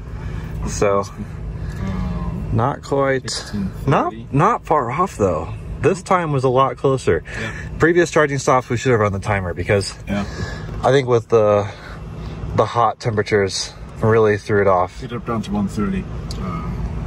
Not now, but like earlier. Yeah. We would have dropped to 130 already. Yep. So right now the fact that we're still holding at 160, by now we would have been throttling before, like, you know, jumping between 90 and 160 and all that. So nice quick 50 kilowatt hours. There we go. All right, go. We are done. 56% and change is apparently what it needed. This is the final stop for the Rivian. Before being back in Fort Collins, you're hitting continue. Final stretch. It says 3 mile buffer. Ooh, okay, interesting. We'll see. we'll see. But it says 12:38 a.m. Yeah. Which is before 1 o'clock, which is all I was really hoping for. Yep. That last charging stop could have thrown us off more. Mm-hmm. So it's 170 miles with 56% state of charge. So I do think we will be getting in fairly low. Yeah. But also Max and Dominic are around 15 minutes behind us, maybe a little less. Worst case. And they still have to charge. So yeah. We are not last. Yeah. Nor are we first or second. Exactly. Yeah. But so that's crazy to think about what Green River could have done if it had gone differently. Yeah. Oh my God. So at 9:53, Ryan and Lacey were into the tunnel. We are going to hit it, I think, 4 minutes after them, which kind of feels like we're slightly gaining. Yeah. Because I think we were about 6 minutes behind we estimated before. Yeah, something like that. Yeah, yeah. And I feel like 50 and we got to go 60 and 60. Come on, a little more. It stayed in the brake pedal when I came off of it. Oh, yeah. I was off the brake. That was a little too much. Okay. Too much. Okay. And my seat scooted forward. Yeah, I thought we were going to crash. 40, which means we can go 55. So anyway, like I said, we're trying to optimize everything. This is not good, Drew. I'm hoping the X was in the same thing. Yeah, there's no way. You don't think they got stuck behind a truck? Not this bad. This is like truck with 3 horsepower. Yeah. What are we doing 27 miles an hour on the highway? We're down to 1 lane, so we're still... Yeah, there's nothing we can do. I mean, we could pass, but that would be... we only did one of those this trip. 1 mile to go, our last charging stop. Got the Electrify America app open and the charger ready to initiate ahead of time.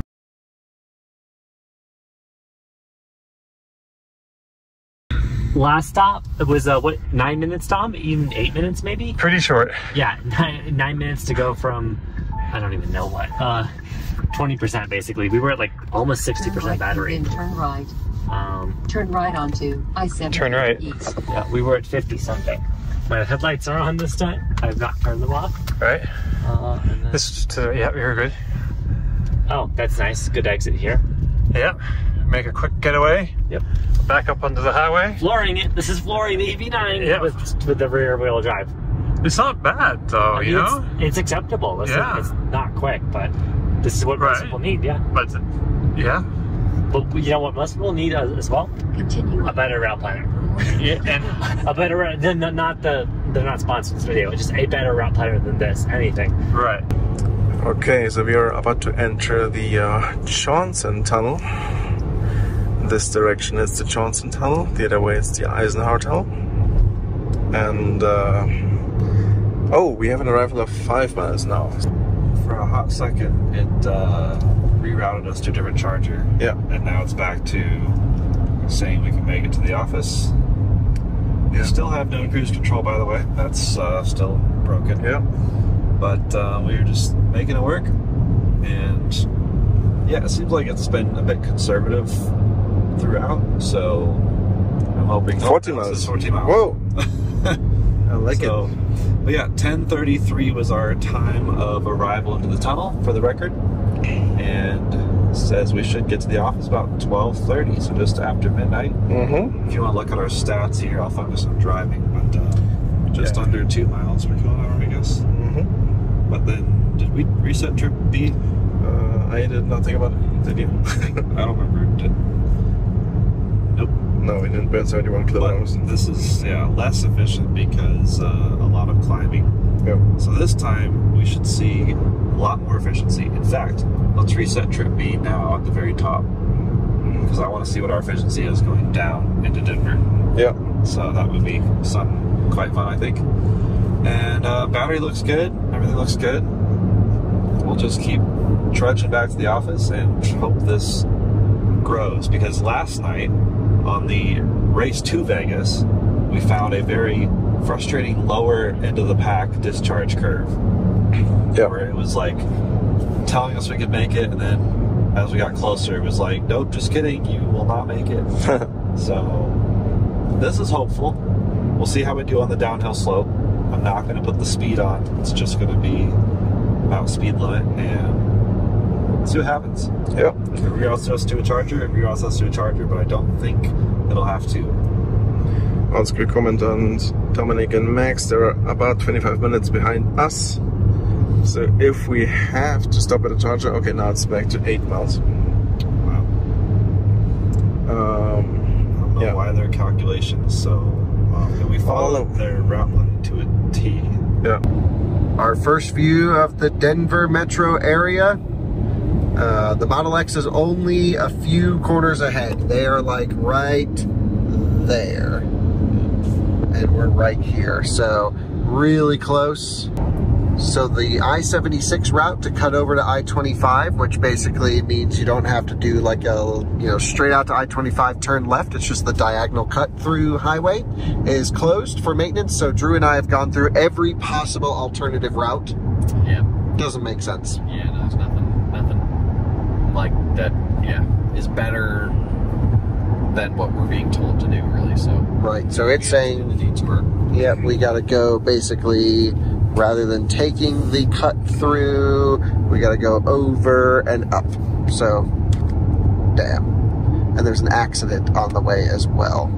The thing we could try, because we're safe for third place, is just to go that way anyway. And hope that like kind of something is like, I don't know. I don't know what's going on. We don't know the reason, but there's plenty of back roads around there that are pretty high speed. So if they let us on to that road, right. So where does it say it's closed? Does it? Yeah, it's somewhere. It's somewhere over here, I think. Unless this dotted line indicates it's all closed. It's all closed, but I mean, then you wouldn't be able to enter. They'd close it here. This is the entrance. Yeah, there's no indication. We just go that way. Okay. We've got nothing to lose. Yeah, we're taking 76. Yeah, we got so much time for third place. Yeah. So, yeah, if I was just driving normally and I didn't have nav, I would have ignored that one sign. There was one little sign, yeah. And I would go here. The X went that way, so we followed them. They're doing, they went over to I-25. Look at this. And then it'll just pull us off a little bit early. I think this is the move. Even though the time is going up a little bit. Well, but it has to, yeah. It's just compared to their time. I don't know, dude. This could be good or terrible. We'll see. I think we go till that we physically are forced off the road. Yeah, I totally agree. Yeah, so forget about this. Don't even look. We're going this way. It's huge. Look at it. There it is. I mean, this is an insane piece of highway engineering, this whole thing. But look at it. They literally just tunnel through a mountain. And yeah, it's 10:51. We're crossing the Eisenhower Tunnel. Amazing. Okay. Oh, there's a bunch of people under the bridge. Something's going on by the bridge. That's crazy. Yeah. At least it wasn't that long of a slowdown. Yeah, no, it was very short, so we're fine. Yeah. It looks like a pretty good route from here, so ETA is now 11:42. Not too bad. Currently 10:51. We just got onto I-25. So not too bad. Almost there. Almost done with the whole road trip. In first place. What? Go team. Team Tesla. Will they let us through? Nope. All right. Did not pay off. Okay. So we just have to go down one exit, make a U-turn, and come back up one exit. Yeah, pretty much. So we definitely are second place. But that could have been an advantage. The thing is, the Model X is still north of here. Right. So they're right on the other side of this, so we wouldn't have caught them, but it was worth a shot. Traffic event ahead. Traffic event ahead, according to Mercedes. I would agree. This looks like quite the event. Holy smokes. Scary. We've got something bad happened here. But I don't think this is why the on-ramp was closed. Maybe it is why the on-ramp is closed. Look at all the people over here, Drew, on the right side. Jesus, I mean, yep, that's why the on-ramp was closed. Wow. Oh, boy. Oh, is it the bridge is falling down? Oh my God, I have no idea. Oh, yeah, they're working on... Yeah, because you definitely working on bridge, that's for sure. Maybe issue with a construction worker. Oh, you got the like freaking... Did you see that? They had like the central ops bus there. Yeah. So something happened. All right, we have made it down basically to the bottom of the hill, entering the Denver metro area, passing by Morrison, Red Rocks is that way. Yeah, so from Eisenhower down to here, we used 2%. It went 44 miles, so that's pretty amazing. What's interesting is 44 divided by 5 is not 4. So Rivian is, for some reason, hard-coded to never go above 4 miles per kilowatt hour. I guess there's a case for that because very few people will see that number, but for people who are trying to do serious, I don't know, there's clearly places in the US, like where we have experienced on this trip, where you will hit that number. So, yep. And that has brought our average trip to still 2 miles per kilowatt hour. So that's just what you can expect normally. But on this recent stretch, that's pretty wild to see that number. Battery's still good, everything's still good, and we are looking at a 26-mile buffer at this point. So glad we didn't stop and charge. Yeah, we do have one issue, so there is an accident up right about here. And the Rivian is not rerouting us yet. So we checked Google. Google is rerouting us actually. This is the accident here. And so this is a 3-mile detour, which is fine. But yeah. So we're probably gonna do that. Follow Google. Because Carl was saying the entrance to I-25 is blocked, which is not shown on Google, so I'm not sure what's current.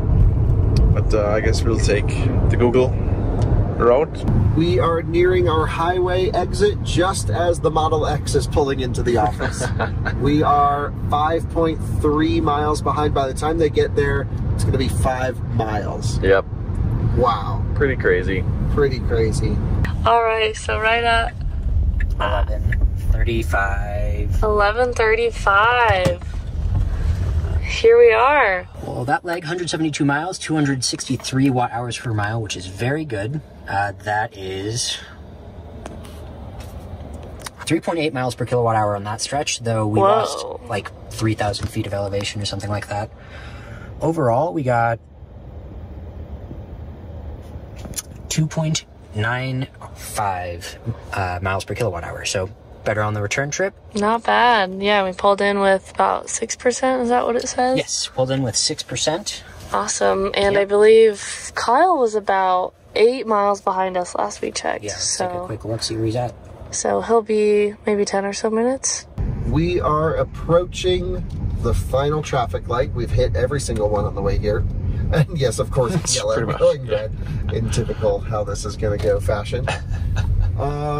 Dang. So it was a 5-mile difference between the X and this. I think messing around at the charger was not quite enough. Yeah. Yeah. I think they would have won no matter what. Yep. Yeah, this one's pretty definitive. Yep. So X for sure.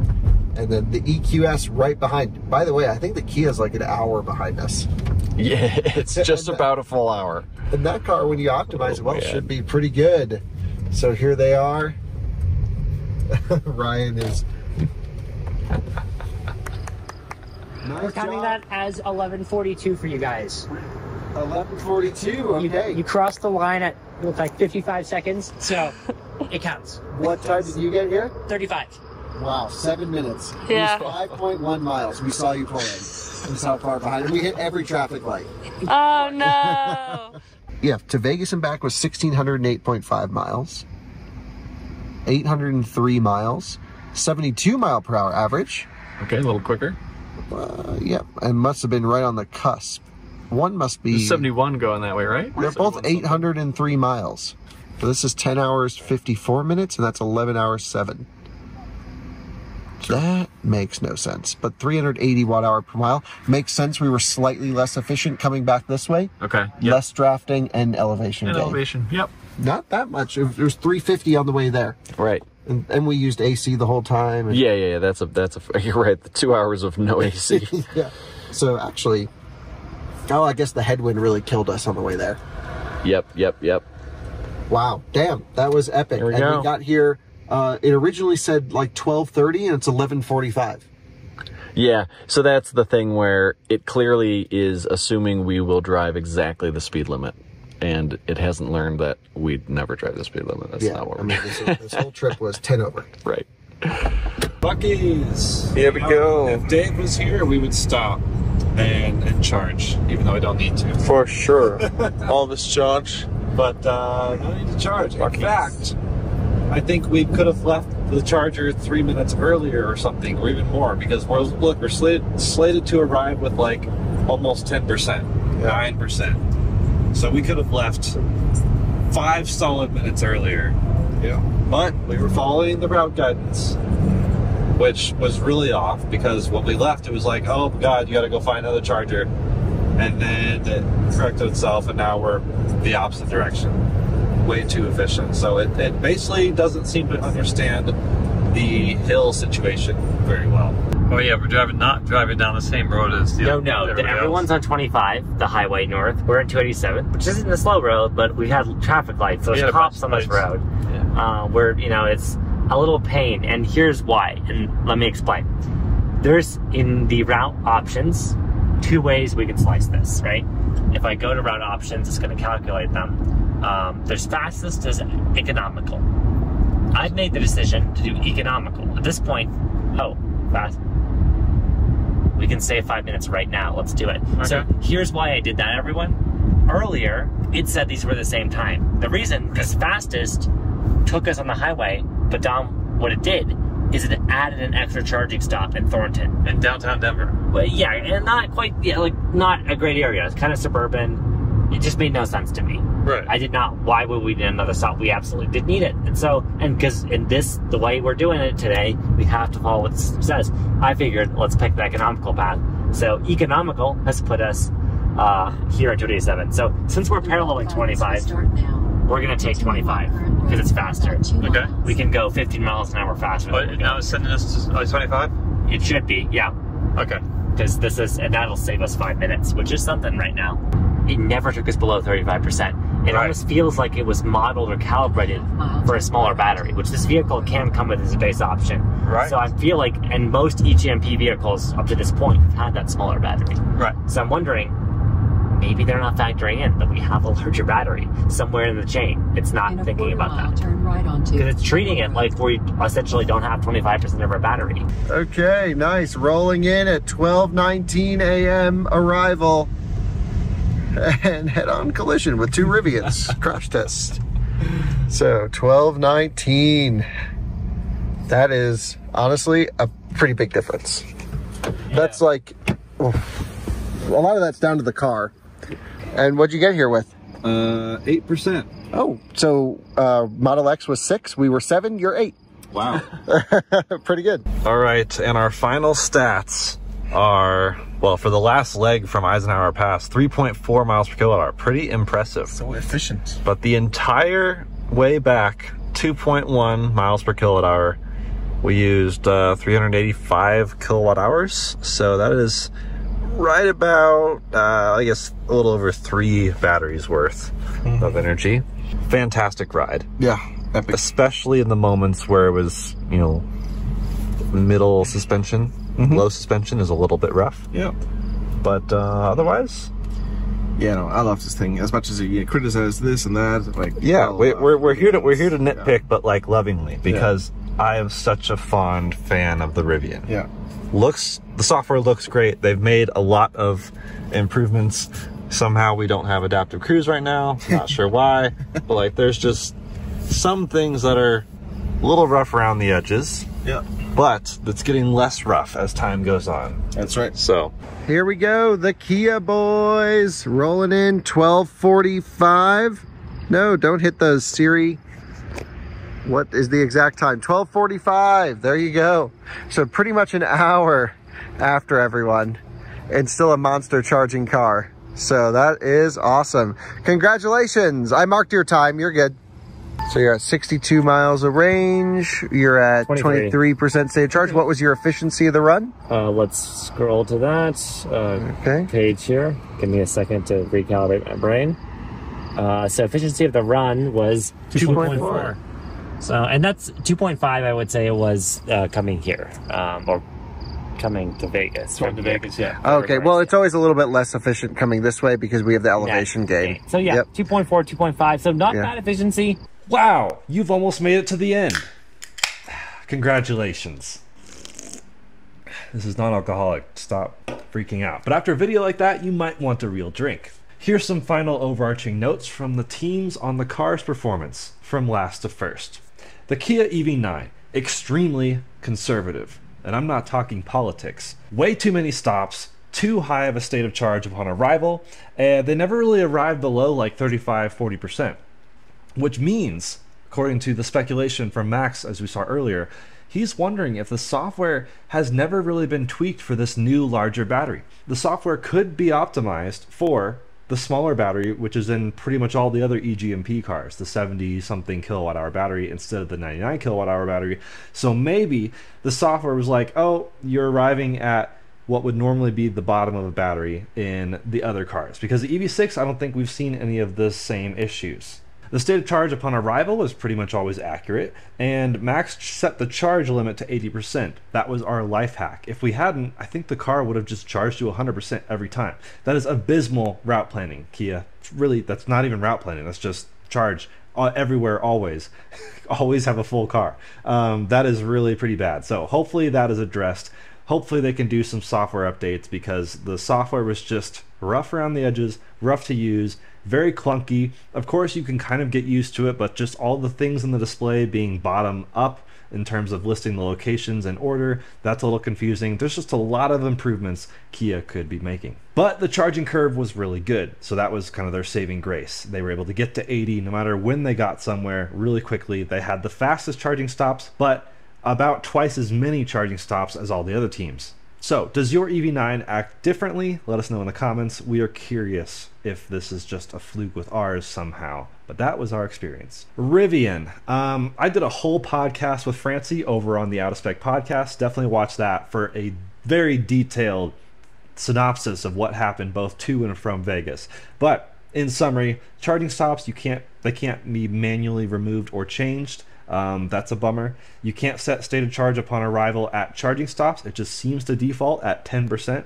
And if you are slated to arrive at a charger below 10%, it doesn't know how to handle that. So then it tries to reroute you to anywhere else, which sometimes throws you way off course. Speaking of being off course, it prioritizes Rivian chargers if you have that selected. So me and Andreas got around that by disabling Rivian as a preferred network. So it no longer took us to Rivian chargers, which saved us time. That's a bummer. I want Rivian chargers to be good, but they just have some challenges with the shared issue. And now that I know that every Rivian is apparently being sent to Rivian chargers as default, they seem to be somewhat busy, which means you're probably load sharing with another thirsty truck, and 300 kilowatts split across 3 chargers. Not great with a huge 140 kilowatt hour battery, at least in our case with the Max Pack. So and even the Rivian going to Vegas, it routed us to a level 2 charger, which is crazy. We didn't do that because we weren't following the route guidance, but if we hadn't caught that on the way out there, it might have sent us there on the way back home in this video, which would have been hilarious and terrible. At each stop, it told us how long to stop and charge, but that was always underestimated or overestimated, whatever. It was overconfident in the fact that the truck wouldn't overheat, but the truck kept overheating. Charging kept limiting itself. Whether it's the charger's fault or the truck's fault, I think sometimes both, but in general, we're seeing a trend with the truck. So I think, or I say truck, the R1S, the SUV, and I'm so used to driving the R1T. And so that seems to be somewhat of an issue where it was just overconfident. Same with the Rivian charging scores. They seem to be really confident that every charger is pretty much an A, and we saw very little A behavior, whether it was the charger or the Rivian. I'm not really sure. Then there's the Mercedes. Honestly, they had a pretty good time, especially on the way back, because they never lost air conditioning. Although I think it did prompt them once that maybe they should conserve a bit, but then it rerouted them anyways. The Mercedes is a brilliant car. I mean, massaging, heated, cooled seats. It's got to be a lovely place to be. I was quite jealous. The screen, the software is a bit chaotic, a bit over-construed, over-engineered in some ways.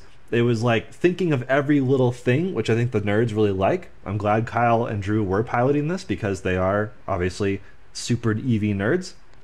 but it was just overcomplicated sometimes.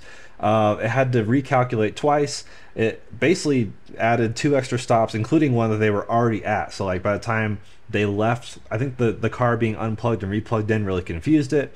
It was almost like the car was overthinking, so it turned them back around, and then they had to charge again in Glenwood Springs. There was some derating from chargers, but a lot of good optimization, but a lot of, as Drew called it in the last video, hieroglyphics, like just little symbols on the screen and you're never sure what they're meaning unless you go into the menus and find out. There's just so many menus on menus on menus, but that can be good for some people. I mean, some people like to have super granular control, and the Mercedes lets you set state of charge upon arrival at charging stops and also the destination, but it only lets you do charging stops down to 10%, as Kyle noted, which may be a software bug, or as they found out, it seems to be overly optimistic anyways, and so maybe that's protecting the car, meaning, oh, if you get to a charger at 10%, you're probably actually get there with close to 1%, or in their case, twice rerouted. Basically, Kyle noted in the first Race to Vegas episode in this series that you kind of have to be an engineer to understand the car. And ironically, I think a lot of brilliant engineers worked on the car, but then didn't road trip it. So I'm wishing some engineers did. The fact that they didn't means we had to, I guess, and find out all these issues that hopefully Mercedes will correct, but we're assuming that'll require 18 more meetings, and then they'll come to a conclusion. Then we have the victor, the Tesla, which honestly didn't really surprise me. A lot of people thought the Rivian might win. A lot of people, I mean, there's speculation all over the board as to what might win. And honestly, there's a lot of ways where it could have come down to different things. I do think if the Rivian had arrived at Green River first, which we did, but if we had plugged into the 350 and stopped the Mercedes, that really could have changed the arc of the race. But we didn't. We did what we thought we had to do based on previous charging stops. It's chaos. But the Tesla was very consistent. Just did the route planning nearly perfectly and had very little issues. A little bit of charging hiccups on the way out, but thermals seemed good, charging speed seemed good. They did have one charger, as we saw, I think it was in Green River, where like one of the cables was like broken and stuff, but they just avoided that one and went to one of the other 12 chargers there or whatever. And it's not like EA where you have only 4 options. Hopefully 2 aren't broken and 2 aren't taken, in which case a few times that was the case. But then the route planning does only really use Tesla superchargers. Even though they had the CCS adapter with them, they could have gone to EA in Green River and probably plugged in and gotten better speeds than the version 2, the V2 supercharger. But Tesla didn't really take that into account, or maybe can't use that on the route planner. I'm not sure, but there's so many Tesla superchargers, they didn't really have any issues with going that route.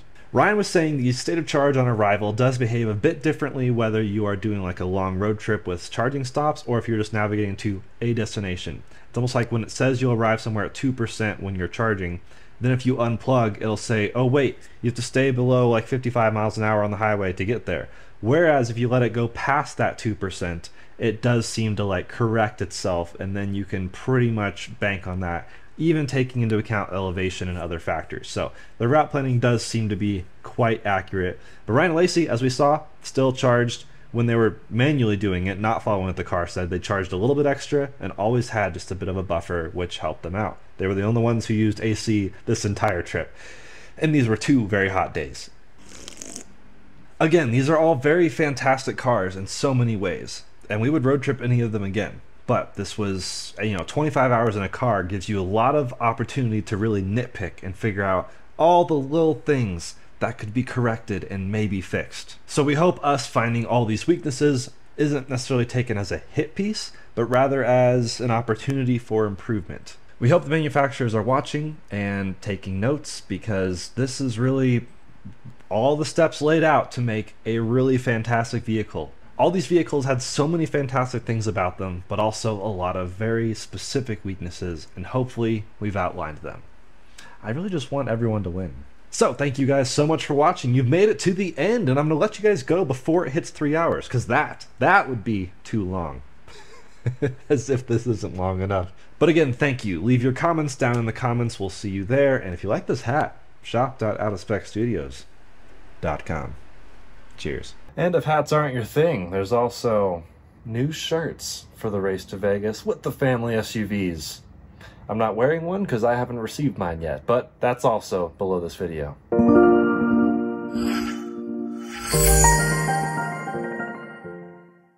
Everyone should win. Participation trophies.